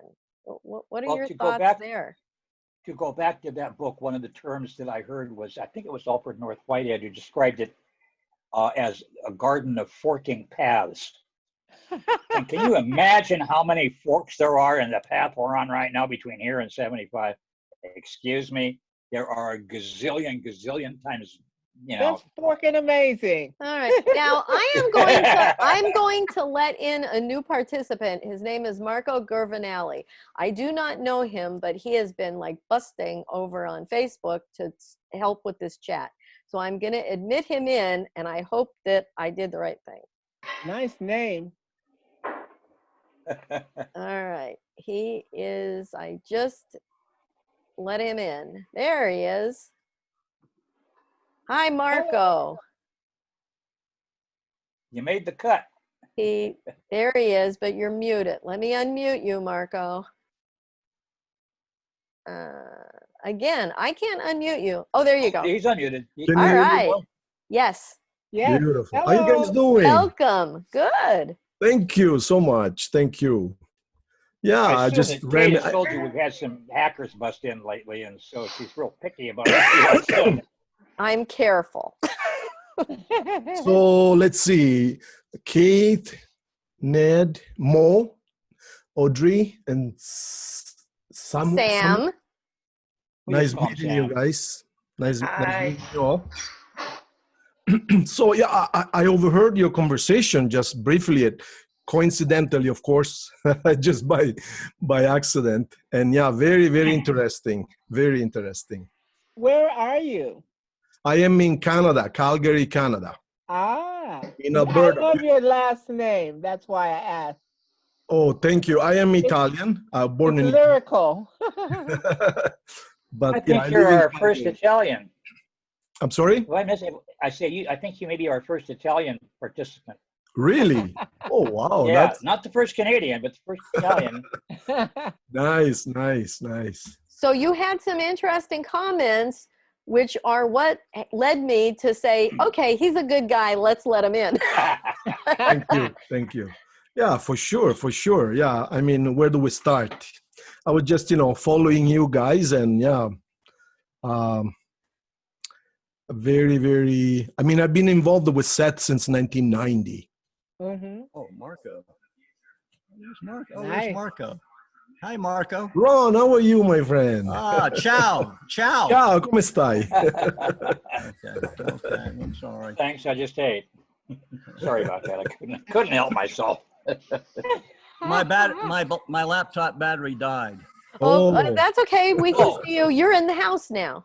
Well, okay. I'll probably have to I'll have to plug in. Well, okay. I can stay just a few more minutes. Okay, great. Okay. Nice, Sorry. nice. Sorry. Don't waste time apologizing Yeah. then. Every moment's precious. You're not Canadian. Here in Canada, it's always like, sorry. Like every 2 minutes here, sorry. Everybody's apologizing here. I got used to it. Marco, Well, are you into jazz? Into jazz? Uh-huh. You mean music? Yes. Well, I am a musician. I like Are jazz. you? Yeah. Yeah. 'Cause I Oh, see you the were looking figure. at that. Yeah. Oh, yeah, for sure. Oh, I just love music as a, Yeah, I'm a musician too. Yeah. I love beautiful. music. What do I you love play? it. Audrey is a musicaholic. Oh, She really? is. She's I still trying to love- figure out how to get into a needle so she can shoot it in her arm. No wonder I like you so much, Audrey. Love. I love What do you play, music. dear? What do you play? What instruments do you play? Or instrument do you sing? You speaking to Audrey or me? You. Not me, because I I'm a don't jazz sing. singer. Oh, you are a singer. Yeah, jazz and blues. Nice, very nice. Yeah, I used to have a band. Now just I sing whenever, but I used to have a very active band. I play piano and I sing, of course. But Yeah. now I just maybe once a month. I don't advertise it anymore. But before I used to do like lots of weddings and Yeah. and all kinds of parties. So Me too. I I'd had to like give up. I'd like to say one thing. Ned has a beautiful voice. Oh, yes. Oh, you talk about talent. Oh. nice. Well, I think it comes with the territory, right? I think Yes. music opens your mind up, right? Yeah. Your I mean, I psyche. always say, can you imagine if everybody on the planet would play one instrument, Yes. anything. Yes. I mean, there would be no wars, there would be no nothing. But on the other hand, we need them wars because it's a learning process, right? So, Mm. otherwise it interesting would be things. too quiet. We wouldn't learn anything. One of the interesting things about contemporary culture, as it were, and music is that when the high-tech industry is looking for programmers, when they don't have enough programmers, they go to musicians, Oh. I don't try to know. hire them, and knowing they're going to have to train them from the ground up. And there's two advantages. One is they have found that musicians have a knack for programming, and the other one is that they don't have to untrain them from all the bad habits they picked up from somebody else. They can teach them the party line from the ground up. Yeah. I've been a musician for almost 70 years now, Beautiful. and I took the 70 programming. years. 70. I was going to say, Ron, 70. How old are you? I'm sorry. 75. 70. Oh, okay. That makes sense. I'm 75 too. It didn't matter who you were asking. Yeah. But I took 150 together.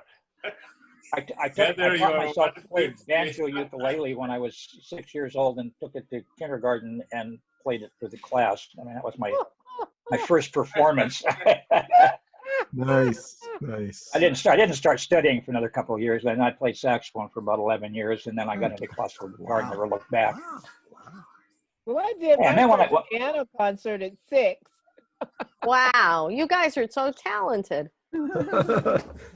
Well, So, but so it goes with creativity. creativity is creativity. Yeah. Creativity, You know? yes. I think it's And what you were saying, Marco, excuse me, Ned, about the correlation between people who are susceptible and trainable into Yeah. the world of computing and whatnot. yeah, I understand that connection because musicians are so used to working with vibration, Yes, frequency. absolutely. Very sensitive, Each absolutely. key and its frequency, and Yeah. the combinations of the chords being certain frequencies that work well together. Yeah, well, and things absolutely. like So that makes sense. looping. You know, Yes, it makes a lot of I'm sense. sure Marco knows about looping in terms of Yeah. especially electronic music. And Well, a lot of what do you, programming is loops. You know, Yes, so absolutely. exactly. Well, being also in computers, I'm an IT technician, so I can kind of connect to that too. Yeah. Mhm. so What do you think of you're the proof too. 432 frequency versus the 440 that you know about that, right? Yes, I'm upset. Why? How could we possibly get it back the way it's supposed to be? They've Well, gone so far with the lie now, I and know. the difference is unbelievable. My instruments are all tuned to 432. I only play a 32. 432. The music is warmer. It makes you feel Yes, good, more harmonious. 440 is too rigid, too sharp. it is. It I mean, is. It's it's so Have cold. you little guys difference, but have if you you're a guys musician, ever you can hear heard? it. Have you guys ever heard of Paul Horn's album recorded inside the pyramids? Yes. I haven't. Yes. Oh, you know who Paul Horn is? He's I a bought it modest. as soon as it came out. Yeah, I me just too. I mean, wore out the ink several wasn't of even them. dry on the cover yet when I bought it. Right. Well, anyway, it's a 2-album set and recorded live inside the pyramids. Took him like 5 years to get all the permissions necessary to go in there. And they went in. They had to go in the middle of the night so they could turn off the That's right. lights because they made so much noise. So they went in with a battery operated recorder and battery operated lights. And they started off in the Queen's Chamber at the Pyramid Yes. of Giza. And the first sound you hear is striking the sarcophagus in the Queen's To Chamber tune to because the sound. it was tuned to A. Yeah. Yes. He Except it tuned was a little bit sharp because people had been taking souvenirs off of it for a couple thousand years. Well, he tuned his flute He to tuned his the flute note to that you hear when you strike the sarcophagus. and the room was Everything he also plays in. tuned to the sarcophagus. Yeah. So So everything it he was the played sarcophagus in and that the room album. and the flute all tuned to the same thing. Yes. So all the music on that album is I mean, actually attuned to the chamber he was in. So you can yeah, imagine the exactly. reverberation. I saw a video on YouTube. I don't remember now, but it was this guy did a test. He tuned the guitar to an acoustic guitar to 432, and he put it leaning against the wall. And then with your human ears, you cannot hear anything, but you put a condenser microphone about half an inch from the chords, from the strings, and the guitar hums by itself Yeah. Wow. because the Resonance. universe Is Resonance. vibrating. it's in tune with it. It's amazing. Wow. Sympathetic resonance. Yeah. Because if You know, you have there are a migrations of if you- periodic motion that happen over time, long periods of time. When I say migrations, I mean a very slow movement. I saw a piece yesterday about one of the first proofs of Einstein's theory of relativity was the precession of the planet Mercury's orbit, where instead of going in the same oval elliptical orbit, it actually rotates. Yes. Okay, I and thought they all they did. nobody could. No, they all pretty much stay in the same orbit. Same ellipse. But in other words, if you draw a line across the full length of an ellipse, that line stays straight, and all the other planets except for Mercury would rotate. Anyway, and it takes like I a know the long Venus time. one actually, if you see all the rotations at once on a graph, it forms a heart.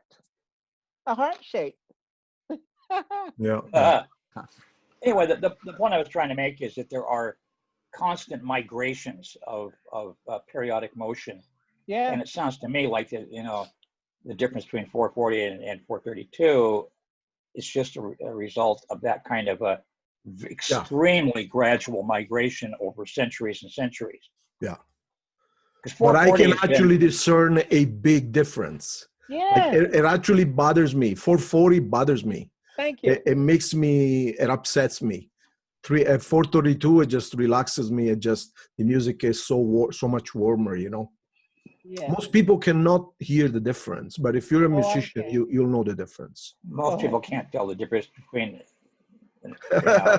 anything. We won't go there.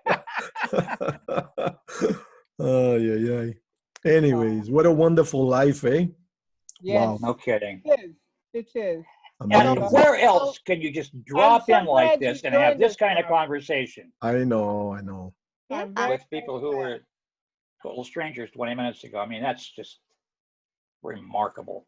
Yeah, I feel like I know you already. And yes. I want to ask Marco, do you want to tell how Seth came to you? A little bit about it? Oh yeah. Whatever you guys want. I mean, I've been involved with Seth since 1990, so there's a lot of material that I could share, but at the same time, I don't want to kind of, take the spotlight or anything. Well, I know what I know. I keep it for myself. When I feel that people either ask or I feel they need some information, I feel where they're at, and I kind of share what I feel they can digest. Because of course, as you know, a lot of stuff a lot of people cannot digest. Yeah. So I kind of feel the other side and see what I can share. And sometimes a conversation, 2 hours, we don't even touch on set. It doesn't matter. But we can feel each other. Kate was asking, though. I think what Kate was asking, Marco, is how did Seth come into your life? Well, your comment over on Facebook really struck me because the kind of same thing happened to me. Seth came to me, and through a mutual friend, and I was very Catholic at the time, and I wanted nothing to do with Seth. And I'm like, whoa, this is not for me. He's a ghost, right? Well, yeah, and it scared me. And then I got into A Course in Miracles, and Ned said this earlier, that was a bridge for me to change my thinking from being so Catholic to being a little more open. And then when Seth was brought to me the second time, I was open and receptive to it. And we started doing Seth discussion group here at my business. So that's how I got involved. So, your story, you were still semi-Catholic and you wanted nothing to do with Seth. So what happened? Well, I mean, if you're born in Italy, you're Catholic by default. Of course. Yeah. It doesn't matter whether you go to church or not. I mean, I actually, even when I was a little child, I knew that there was something wrong with the teachings in the church. But of course, you just put it in the background. Okay, if anybody says, what religion are you? We'll say Catholic, right? So then, just to keep it nice and concise, what happened was I came to, in Italy at age 12, I had a really, really big accident. Oh. Coming out of the school, a car rolled over 3 times and it landed with its roof on top of me. Oh. So wow. Basically, all I remember is that I saw myself under the car, which means I must have been outside of my body. Out of the body. Because I could see the bottom of the car upside down on top of me. Mm-hmm. So long story short, I was out for about 10 minutes. I go back into the ambulance as they're taking my body away, because I was like, what am I going to do here? Am I going to stay here or should I just go back to my body? And as soon as I thought that, bang, I just woke up in the ambulance. So I didn't make any of it because, I was only 12 years of age. What are you going to do? You're busy with, your body's totally fractured, 3 surgeries, 3 years in and out of the hospital. But during that 3 years process, a lot of so-called strange things happened to me, where this nurse came in my room talking to me just before the surgery, and nobody else could see her but me. And then this ball of light came through the window and it landed on top of my bed, and my mother couldn't see it. And I would touch the ball of light, but they couldn't see it. Oh. You know, they were going to cut my legs because they were like in 32 pieces. Wow. My mother signed the release form. Then this ball of light comes in my room, and I just said, you know, I'm looking at this ball of light. I was like in awe, and I said, Mom, don't worry, they're not going to cut my legs. She says, but Marco, I signed the papers 5 minutes ago. They are going to cut your legs tomorrow morning. So no, Mom, I'm going to cut my legs. Anyways, she says, well, I hope you're right. And of course, I still got my legs. You know, they're all mangled, but I got my, thank you, Ron. That's my book right there. Wow, look at that. Oh. That's my 2017. I'm going to show you guys the new one that should be out in about 2 months. It's right here. Oh, I love that. The title is God Always Says Yes. I love And it. look at it, there's Seth's picture. Of course. Oh, Without Seth, none of my books would exist. I got 3 already. wow. Yeah. Let me show you my first one. Yes. I'm sure you know this guy. This is the first one. Oh, Oh. You see that? Okay. Going home. oh, Yes.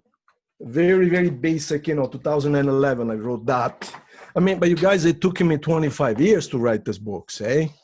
I mean, because as you know, Seth gives you They're all this both out information. now. I'm sorry?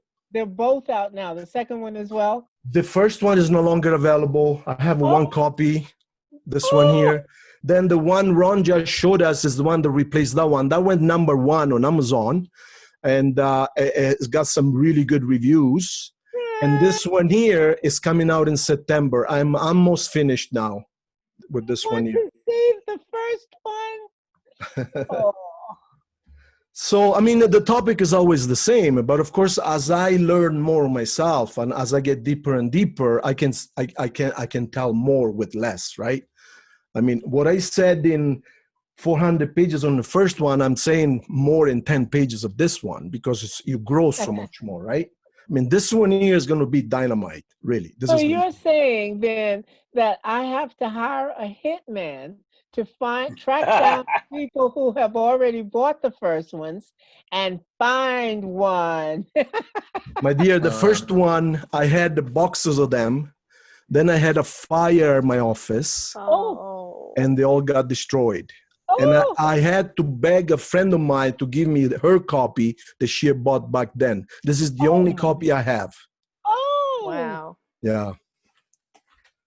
Anyway. Something similar happened with my first book too. I finally wound up. I didn't get the book from a girlfriend of mine who I had dated 30 years before when I first wrote the book, but she did let me take pictures of the cover and scan the text, so I wouldn't have to retype the whole bloody thing.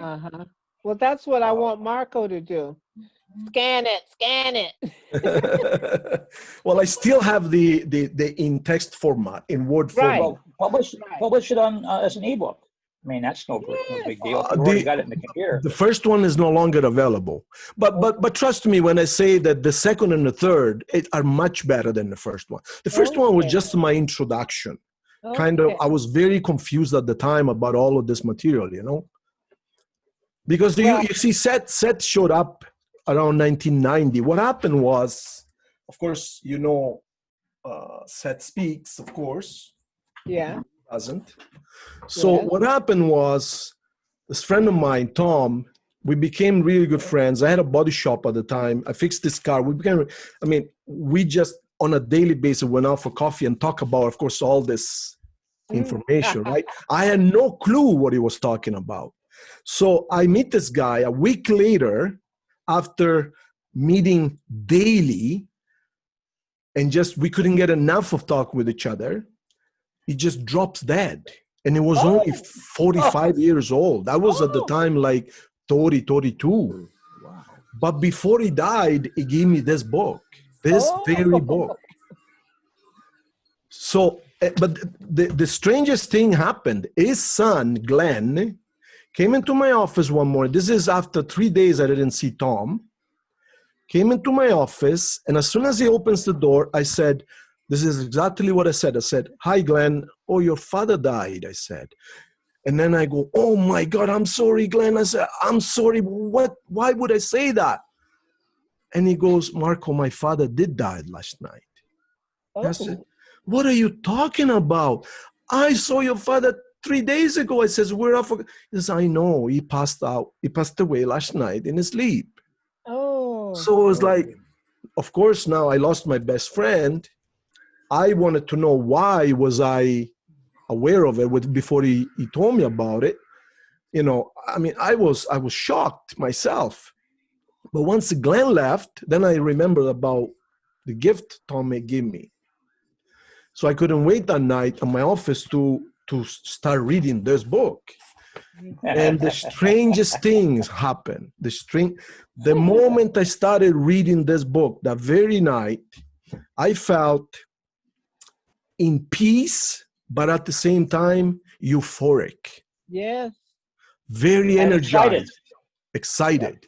But I didn't know why. So that very first night, all of a sudden, I am floating on top of my bed. Ah. And long story short, for the first 3 or 4 sessions, because I was so scared.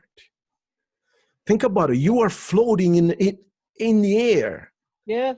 I mean, it took me 2 or 3 times to get to control my body in my house, to steer. Basically, the way you steer is you look at something and your body goes towards it. Yes. But my body was in the bed next to my wife under the blankets. Yeah. So after the first 3 sessions like that, where basically to orientate myself how to navigate floating around, on the 4th session, my body on its own went towards the ensuite bathroom. And as I went through the door, I remember thinking, why am I going to the bathroom by itself? Well, on the other side of the door was not the bathroom. It was a classroom in a school. Ooh. An actual classroom with blackboard, checkered floor, all the, paraphernalia you'll find in a...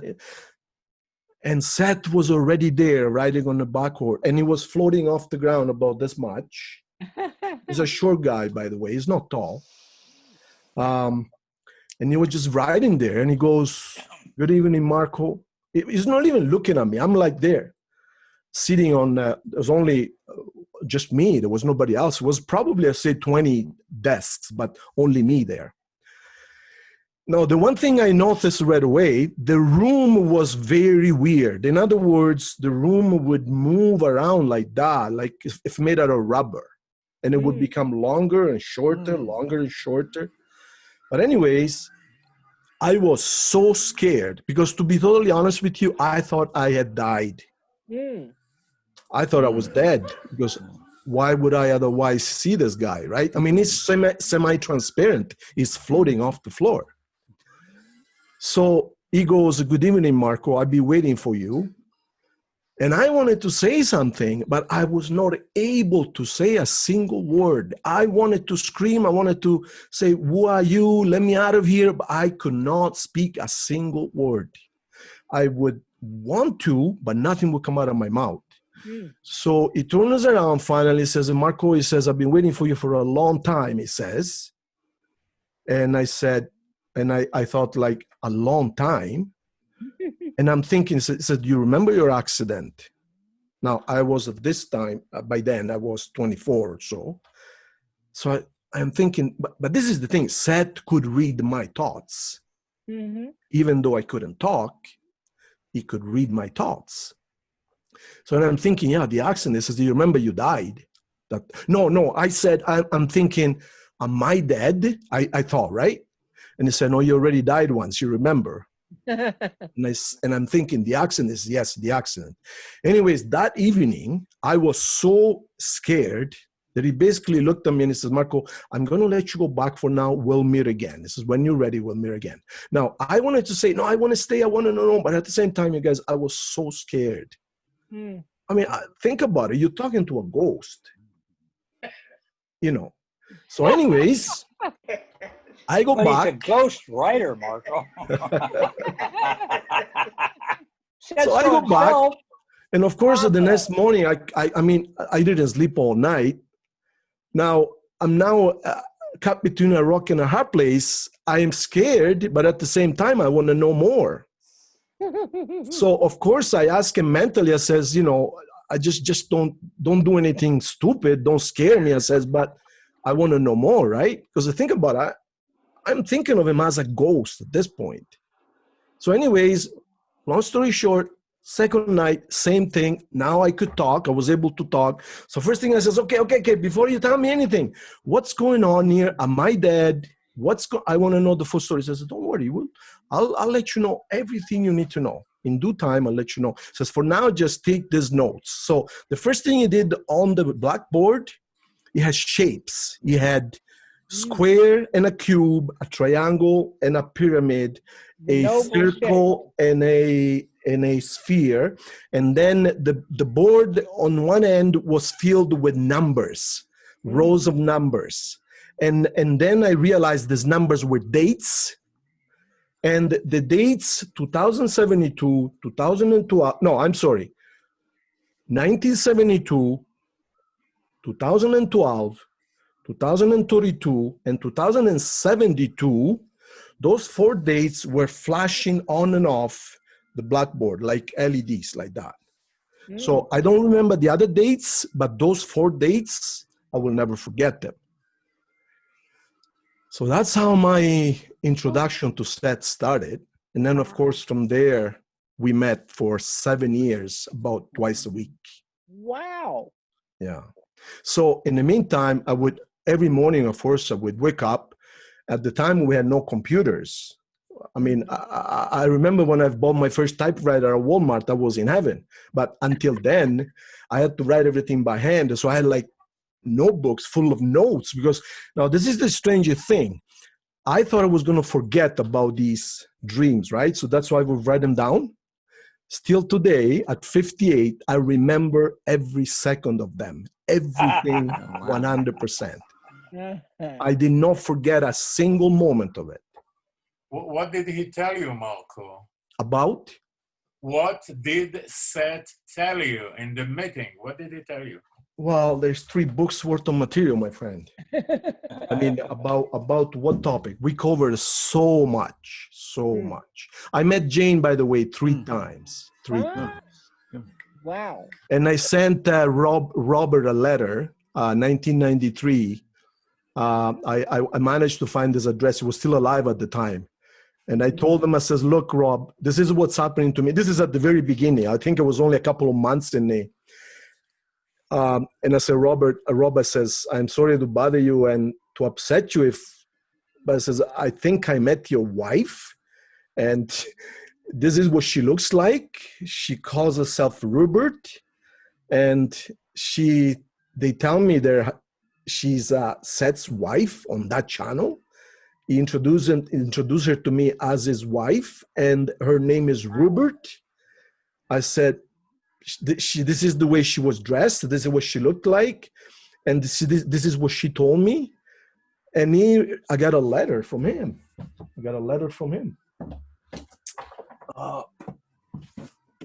It just basically confirmed that is his wife.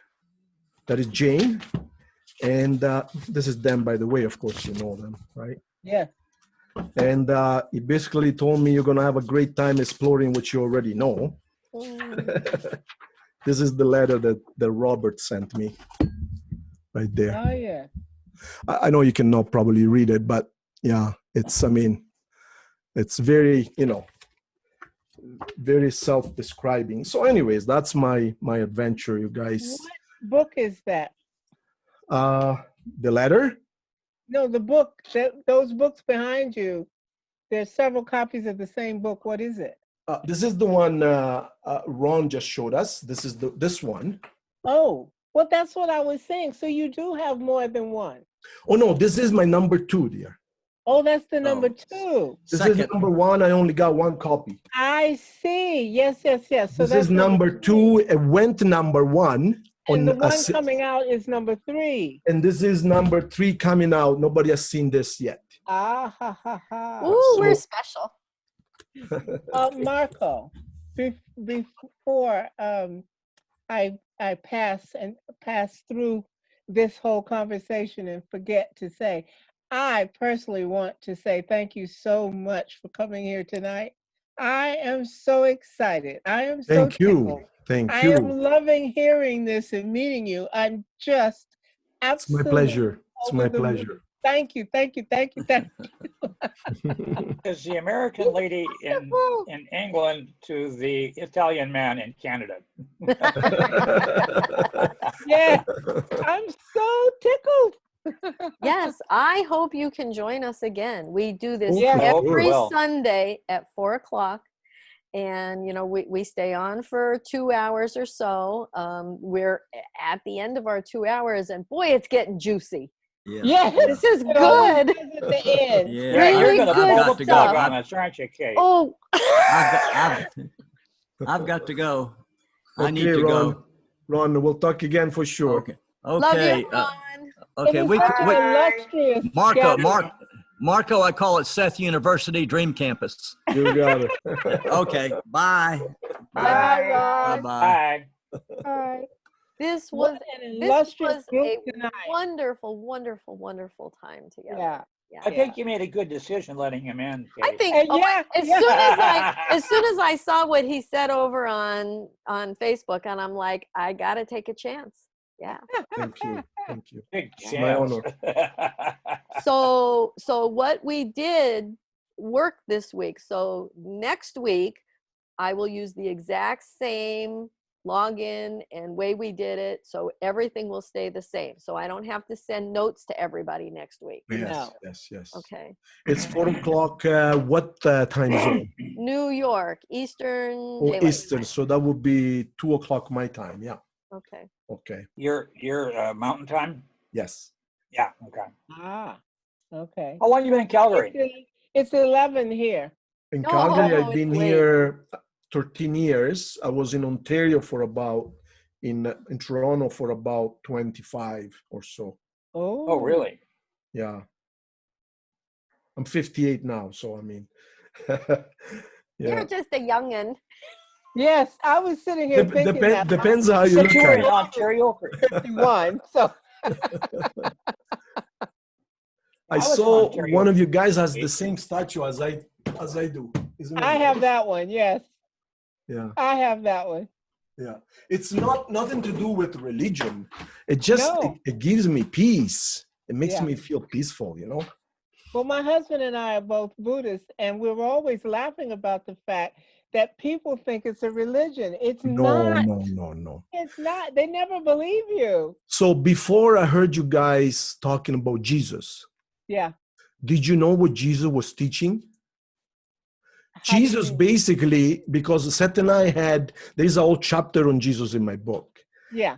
Because I was curious, because being a Catholic by default, Jesus was our, so we talked about Jesus quite a bit. So apparently Jesus went to India at age 12, 10 to 12, and he was there for until age 29. Mm. He went to learn what we today call the law of attraction.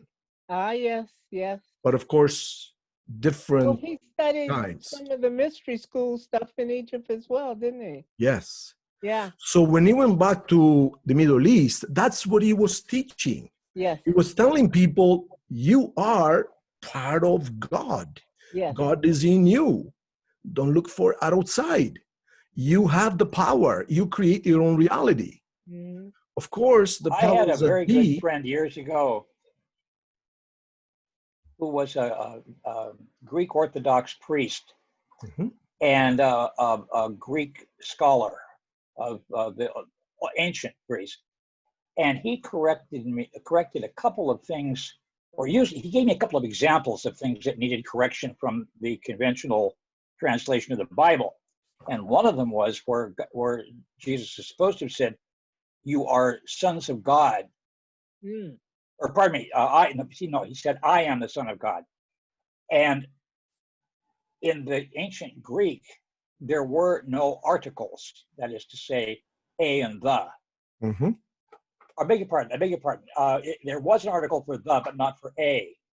Okay, and so if you left out the article, it meant a. If you put the article in, it meant the. And the original Greek did not have an article. So what he really said was, I am a son of God, implied, and so are you all. Yes. But the church, in their infinite wisdom, presumably at the Conference of Nicaea, 1 or 2, said, oh, that's not what he meant. What he really meant was, I am the son of God. This would fit their agenda a little better. Of course. And the other thing that he corrected me on was the word sin. The original word that is translated as sin was an archery term, which is what they called it when you didn't hit the bullseye. Wasn't it miss the mark? I sinned. Yeah, I missed the bullseye. I didn't hit mark. it exactly where I was aiming. And from that, we get hellfire and damnation and burning in hell forever. Yeah. Talk about artistic license. Holy God. Yeah, my husband's done a couple of books in Greek about the language and so forth. And my father used to teach Greek, but it was the old Greek, you know, and that was, it's an amazing language. Absolutely. And when I say old, I'm not talking pre-World War II here. I'm talking about, you know, no, that's what I'm saying. The ancient yeah, I get that. Writings that precursored, you know, all the Christianity and stuff. Yeah, that orthodoxy. The other thing I wanted to share about Michael, my friend, we met in a poetry class in college, and he was sort of a freelance priest. He considered himself, and these are his own words, a missionary amongst the heathen Christians. Oh. Ooh. And his beat was Skid Row. Before anybody ever really heard the term homeless. This was back in the 70s. Skid Row was a great place though, because especially as a musician, my God, every person you stepped over was some fabulous musician, you know. Yeah. Skid Row had chutzpah. And yeah, to say the least. Anyway, I really was. I had long talks. I mean, I was into Seth maybe a year or two at that point.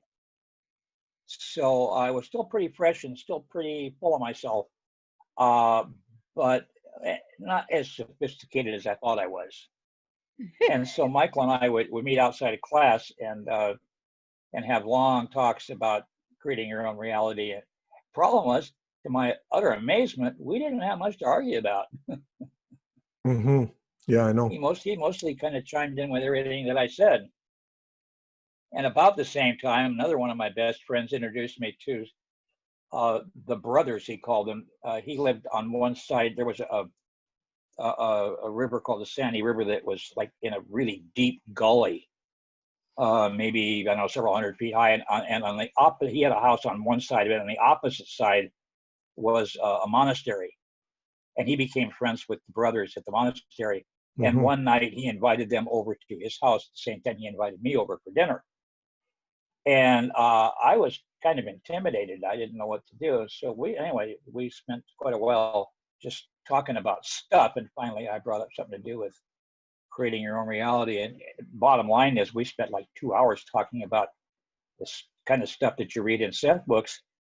And again, we had nothing to disagree about. Yeah. I mean, I didn't get down. I didn't get down to the real nitty gritty, like, you know, the crucifixion and stuff like that. But in terms of just the basic worldview, it just wasn't. And these were, if I'm not mistaken, they were Trappists. I may have that wrong, but they were one of the well-known orders. Let's put it that way. Sam, did you have something to add? Yeah, it would be nice that everyone, speak in a way that other people can say something. Anyway, Marco, I have a big question to you. You are Middle Eastern, right? Oh, I'm sorry. No, I'm not mute. No, Middle Eastern. Oh, he's because from Israel. Because of my red hat? No. Because I can tell. Yesterday I was in a park And my friend told me, take out the redhead, take out, because everybody would think I'm. Anyway, I want to ask you Yes. a very delicate question. I also have a fantastic experience. Beautiful. And I want to ask you something. Can you tell us how you felt in this process? Did you feel happy? Did you feel excited meeting Seth and Dealing knowing with Seth? with Seth? Yeah. The process of getting the knowledge. Have you been happy? Did you feel? Oh, I don't know. It's I a just feel good. double-edged sword. Yeah. The information enlightens you and you see life and existence and the universe and all that is under a different perspective. In that way, you feel very fortunate and grateful. Yeah. But sometimes knowing too much is not necessarily a good thing. Because you're aware of a lot of things and ideas that people are just missing. And it just, you're hurt inside and you cannot share it. You cannot stop it. You know, you could stop it, but they will not. Are you still speaking of your time in Italy? Just a second, Ned. We let Ado also say something here. Yeah, absolutely. I want to complete this question. Did you feel happy as a human being that you know something very unique? You just feel good. You access knowledge. Would not change a comma, and I consider myself the happiest person in the universe. Because when you understand what all that is, or at least as much as we can understand, there is nothing that can hurt you anymore. I'm not talking again about her. Did you feel happy with it? Did you feel joy that, you know, the world is not such the way I saw it before? The happiest piece of information I can share, which I wish more people would understand and adopt, is that we've been lied to, meaning, but again, there's always two sides to the story. We've been lied to because this is what the movie script calls. We made our movie, okay? So we have our own personal universe, which we create ourselves, and then the en masse universe, which is a combination of all of them combined together, okay? But the one thing which I only discovered about 10 years ago, and to me was a game changer, was the fact that we are told that when we die to go to heaven, if we behave, that is. Well, in reality, my friends, you are in heaven right now. Yes. This is heaven. So why we have Trump? My favorite thing that Seth says about that is we are not talking about you know, when you die, you get exactly what you expected to get.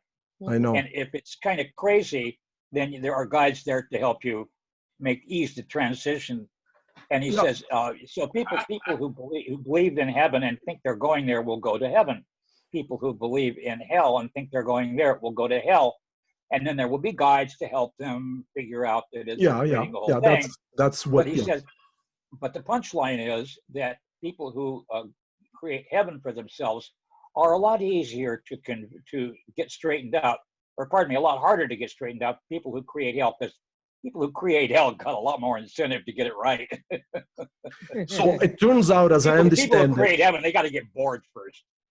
As I understand it, it turns out this is not a different, separate level. It's a continuum. All it changes is the frequency. So we are in a natural state. We are not a body. We are a soul, an intelligence. The soul, however, at home, that's why the book is called Going Home, the first one. Our natural state of being is basically at the soul level. That's where you always go when your cars, your bodies get used up. That's when you go back home. That is where you start from. You're not a body that perhaps has a soul in it. You're a soul whom decides to energize a body either because it needs the experience or because wants to experience heaven. So we come here. This is our playground. This is where you can come and discover the full gamut of your probabilities, because you see over there, you guys, if you fall, you don't get hurt. If you hug somebody, you go right through them. I've been there 3 times. I've seen it. So over there, everything is beautiful. Everything is perfect, minus the physicality, the laws of physics. So over there, you can have anything you want, but you cannot use anything. You cannot do anything. Everything is gorgeous, but you cannot, if you hug your husband, your wife, you feel the inner love. And I was lucky to experience that once over there. You do something, you are in the process that you are containing what you see. You contain it in you. Yes. As you started, yes. As you started, there is a process. You don't need a turbojet engine in your butt. When you are there, there is no law of anything, but you do a process, very big process. You inform yourself. You are in a process of containing what you see, the love, the beauty. Yes. So you do something. It's a different kind of love. And when you get out of it, it stays with you. When you get out of that, so there is a process that you do. You contain the big love energy that there, and you contain it, it becomes part of you. So when you depart from that state, which state? State of dream, or no, it's not a dream. That is our normal way of being. Marco, I'm the witness of myself, my friend. Okay. But I'm telling you now a little bit of my story. Sure. So I have a dream, and you say about you're not a body, and this is the limitation. We cannot do their things. Yeah, you're not a body, and you don't fly, but you do one thing. You are experiencer. You're in state of dream, and you experience a fascinating thing that is not equal to anything on earth, or it's not on the earth. So you go to a dream, you experience it. You're talking about a dream, though. You're talking about a dream. I'm talking about, I agree with the term questionable, but some state of not here. No physicality? Some kind of dream, out of the body, but not out of the body in means that I go now and land in Tel Aviv. Okay. As you get me. You got me that I'm from some area. So you understand, it's not that dream that I fly the Atlantic, the Mediterranean Sea, and sorry for not stopping in Rome, but I continue directly to, that is maybe, as you say in your dreams, you were seeing the bathroom and that. So I'm talking about different dreams. Yes, you're talking about something like different. Yeah, outside this world, if you like. Why? Because it hasn't have any indication of this world. You don't have trees, you don't have sunshine, you don't have, I don't know what you have, but nothing of that. So this is what I experienced. And in that, I was an experiencer. I have eyes, I have mind. Okay, the mind is always there. You are the mind. I have mind, and I have eyes, so I can process. So the first thing I check with my dream, I check whether I have some engine that hold me there. I design airplanes by my profession. So I first think I check what is holding me. Come on. I'm a little heavy guy, you know, not heavy, but what is holding my body? Where it goes? What kind of airplanes you design, if I may ask? Sorry to wait. Dreamliner. Oh, you design? What do you mean by you design? When you I'm an say aeronautical engineer. I'm part of the team that designed that. Yeah. So when you have a minute, if you like, just go on YouTube and type Marco Governali 747. Just a second. What? Go to meeting? Marco to YouTube, YouTube where all the videos are. YouTube, okay. Marco, Marco. Yeah, I have your name. Governali, Governali, Governali. Yeah, I saw that. 747. Oh, 742. I'm only one of people on the planet who has a 747 cockpit in his house. You are the guy, what? I have a 747 full-size cockpit in my house. It's right behind me.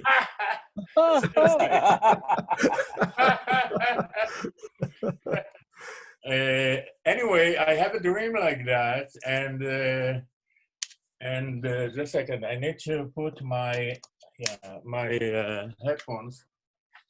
So in that dream, I want just to tell you a story that you can be very active, and that is a big action, because you experience what you see. You see something, you see some world and you experience it. You see it with your eyes, and you ask yourself, "What the hell is this?" Because it's conscious dream. It's not something.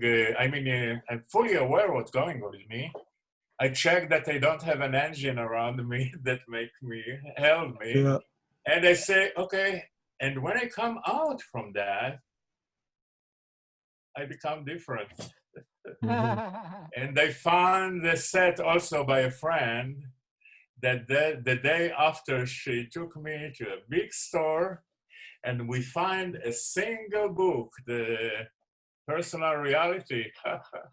The nature of personal reality, yeah. Yeah, and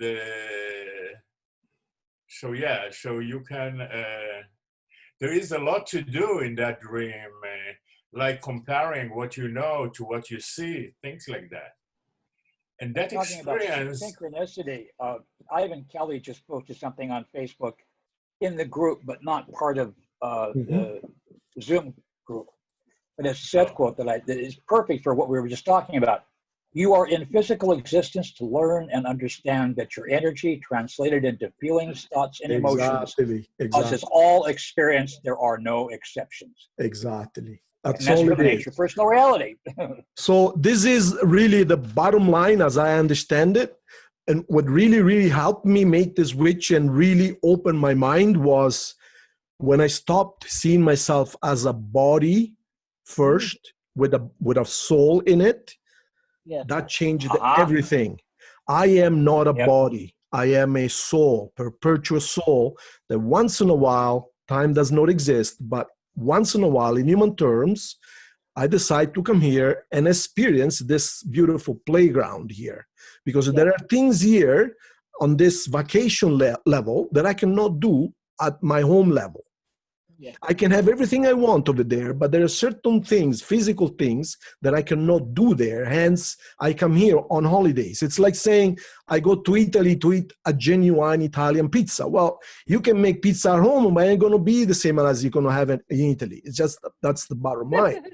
So I believe that we are souls first and a body and many, many other things second. And those things are interchangeable and they have, depending on their laws of physics, they might or might not have the time factor in it. So they might expire or might not, but you, the soul, never dies. You're a perpetual. The reason being is because as a ghost, you're never going to wear a watch. You haven't got no. I remember the first time I went there, I was walking down this beautiful street. I mean, and by the way, you guys, as I saw it, over there, everything is just so colorful. Everything there is brand new, off the shelf, not a speck of dust anywhere. Every home is as if they just painted it now. I mean, it's amazing. So I remember asking, it was, I believe, a husband and wife, they were watering these giant flowers. They were watering, and I says, "Sir, what is the time?" And I heard the biggest laugh of my life. The whole village laughed at once. And I said, okay, I understand. You guys Charlie, have we watches? Got a virgin here. He still believes in time. Anyways, just amazing stuff. You know, Amazing when stuff. you study lucid dreaming, one of the things you can use to wake yourself up in a dream and realize you are dreaming is to look at a clock, look away, and then look back. And it never, if you look away for 10 seconds and look back, it never says 10 seconds more. It's either the same thing or something completely, or the clock isn't even there anymore. Some so levels, Wow. some levels adopt time, some levels don't. Most levels don't. Of Well, course. yeah, and we're talking about the ordinary dream reality here, is what I'm talking about. And time does not exist. Of course. Also, words, as we're reading, try to read something when you're dreaming. You can see the book. You might even be able to see something that kind of impresses you as being words, but you can't understand it. It doesn't look anything like language. It's just symbol salad, you know. And Symbol as long as you salad. don't do any of those, Symbol salad. I love it. Symbol salad. yeah, it's like you take all these. Well, it's like alphabet soup, you know. You take it and you just stir it around, and but you know, studying dream manipulation, and especially lucid dreaming, teaches you so much about when you're awake. Because the only big difference is that we accept certain constructions when we're awake that we don't accept when we're dreaming, and vice versa. I mean, when I'm dreaming, Ned, let me I ask can you. fly. Let me ask you. What is awake? It's a dream. It's a different kind of focus. Do That's you all. know what you are dreaming about in the dream? I didn't get that. I'm not putting you on the spot. We're just discussing. No, I didn't understand what you. When in a dream, Yeah. when you go to sleep over there, do you know what you're dreaming about? Well, first of all, according to Seth, what we remember when we wake up is not the dream. It's a translation of the dream made on the fly as you're coming back to this level of consciousness. But we do realize that our doctors or scientists, they really don't have a clue what dreams are. Oh, they don't have a clue about anything. Right. Well, to do with consciousness, that is. well, Or apparently anything dreams are simply other channels. Yeah, they're just other dimensions that we visit when we close our eyes. They're just as valid as this one here. They're just as valid as this one here. And again, say it is real, you know. Absolutely. Well, it is as real as this one here is, because I had to tell you, but this is also a dream. What we actually experience is real. What we remember when we wake up may not be so much real. Yeah, but you see, if it wasn't real, then why are you running away over there if a lion is chasing you? I mean, if it was a dream, you won't have to worry about it. You take your beliefs with you. Well, the Sonoy Indians have a wonderful culture with respect to the relationship between dreams and waking reality.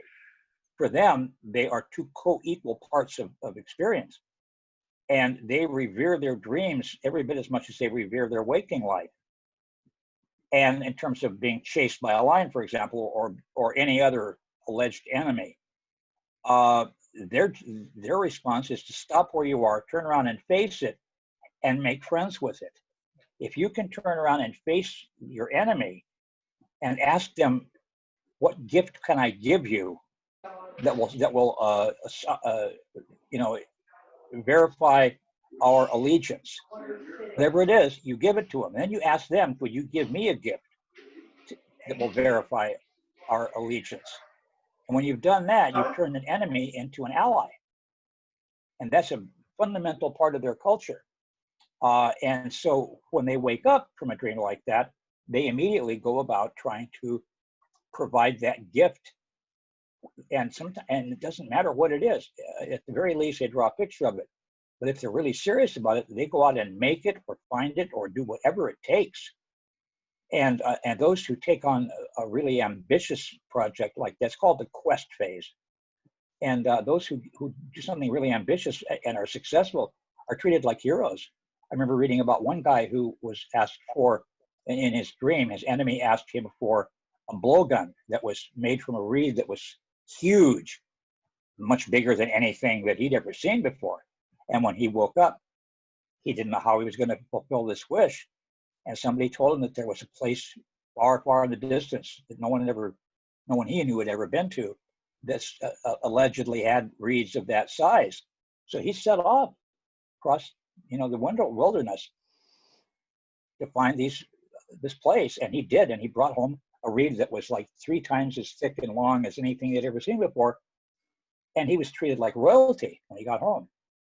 That's how seriously they take the dream aspect of their reality. The Aborigines in Australia talk about dream time. Dream time. Yeah, and they stand on 1 foot and stare off into space, kind of meditating, to the point where I've seen pictures of flies walking across their open eyeball and they don't even blink. Ooh.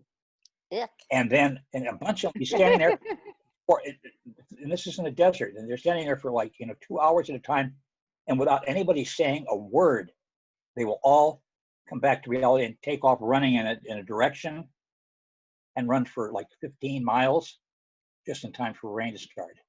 Mm. This is not an uncommon thing amongst the natives of Australia. Yeah. So the things we're talking about here are pee-pee caca doo-doo for them.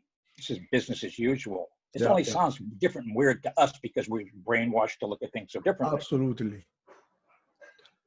Yeah. Well, it's a big deal to us, and I love talking about dreams. And Marco, I really want to invite you to come back next week so that we can talk longer. I mean, we've gone a half an hour, almost 40 minutes over, and I did have a hard stop at 6 o'clock, so I do have to call into this wonderful session. But please, please, please, come join us again. I thought of questions, and I think many other people might think of some questions too. Thank you so much. But it's a beautiful way to think that we are a soul first, and we've only come here to experience this body. The crazy thing is why don't we remember this? We are like in a loop, like we go to the other side and we want to experience this, then we forget. We spent this whole life trying to remember what it's like over there. Yeah, remind me one more time. I can't. Yeah, gotta do that again. Gotta do that again. But anyway, I am told that there is a filter. It's a one-way mirror kind of filter. Because if you will be able from here to see home, nobody will want to stay here. Yeah. Yet the feeling of wanting to manipulate physical matter, touch physically, have that experience of walking on the grass, feeling the sun. Yes. I that is beautiful, and I could see wanting that experience, but why do we have to forget? You forget when you're here. When you're here. Well, over there you remember everything. Of course, it just adds to your experience. So then you reincarnate, and all of a sudden you know how to play the piano, and you never took any music lessons. Yes. It was another lifetime. Yeah, that's where talents and gifts come from. I mean, you are in one lifetime you're a musician, another one you're a priest, another one you're a pope, and it just adds to your sum total of experiences. So all of a sudden you know how to do something, and you wonder where did I get that talent from? Well, it's from memories, basically.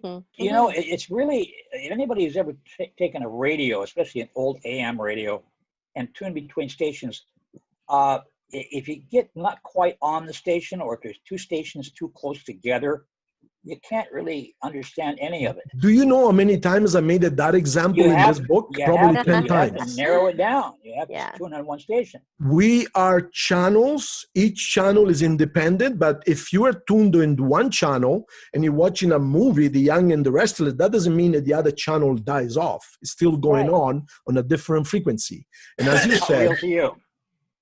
It's not real to you until you turn the dial. Until you focus onto that channel, yes. Yeah. So I think that there is a process where you can learn. Well, first thing you need to learn is how to turn the channels. The other thing you need to learn later on is how to listen to more than one channel at a time and still make sense of them. That's something that's beyond me at this point. Well, the way I see it, from the top, you are the radio. Yes. you see all channels at once. Actually, you're not the radio, you're the listener. It's like, I am not my thoughts. I am the thinker, but not the thoughts. If you create your own reality, Incredibly important. if you create your own reality, you are the radio. You're a mini god, my friend. I've been feeling No. spoiled because, and I kind of get after myself for it, but in the last year or so, I realized that I've made a habit now. I have the PC on and I'm doing that. I have the television on and I'm listening to that. And I have my cell phone on Facebook or something else and I'm doing that. And I've gotten used to doing 3 separate experiences at once. And now I feel deprived when I'm not, when I'm wasting just doing one thing because I'm used to picking up 3 levels. And You it's need to and look then at that you're having more your closely, thoughts at the Mickey. same time, huh? Mickey, you need to let's look at that more closely, because what you're really doing is time slicing. Yes. You're spending yes, a few of course. milliseconds here. I'm talking about simultaneously, No, I understand. not intermittently. For me, it's simultaneous. It appears to be so. Your computer is only capable of doing one thing at a time, but it's capable of switching between tasks very rapidly, and it gives you the illusion But that it's that's doing what them all at Seth said, once. that we blink off and on. I believe she's talking about something else. Yeah. Yeah. But as I understand, we are the radio. We have many channels of existence, but from down here, we can only experience one channel at a time. From the human perspective, you can only experience one channel at a time.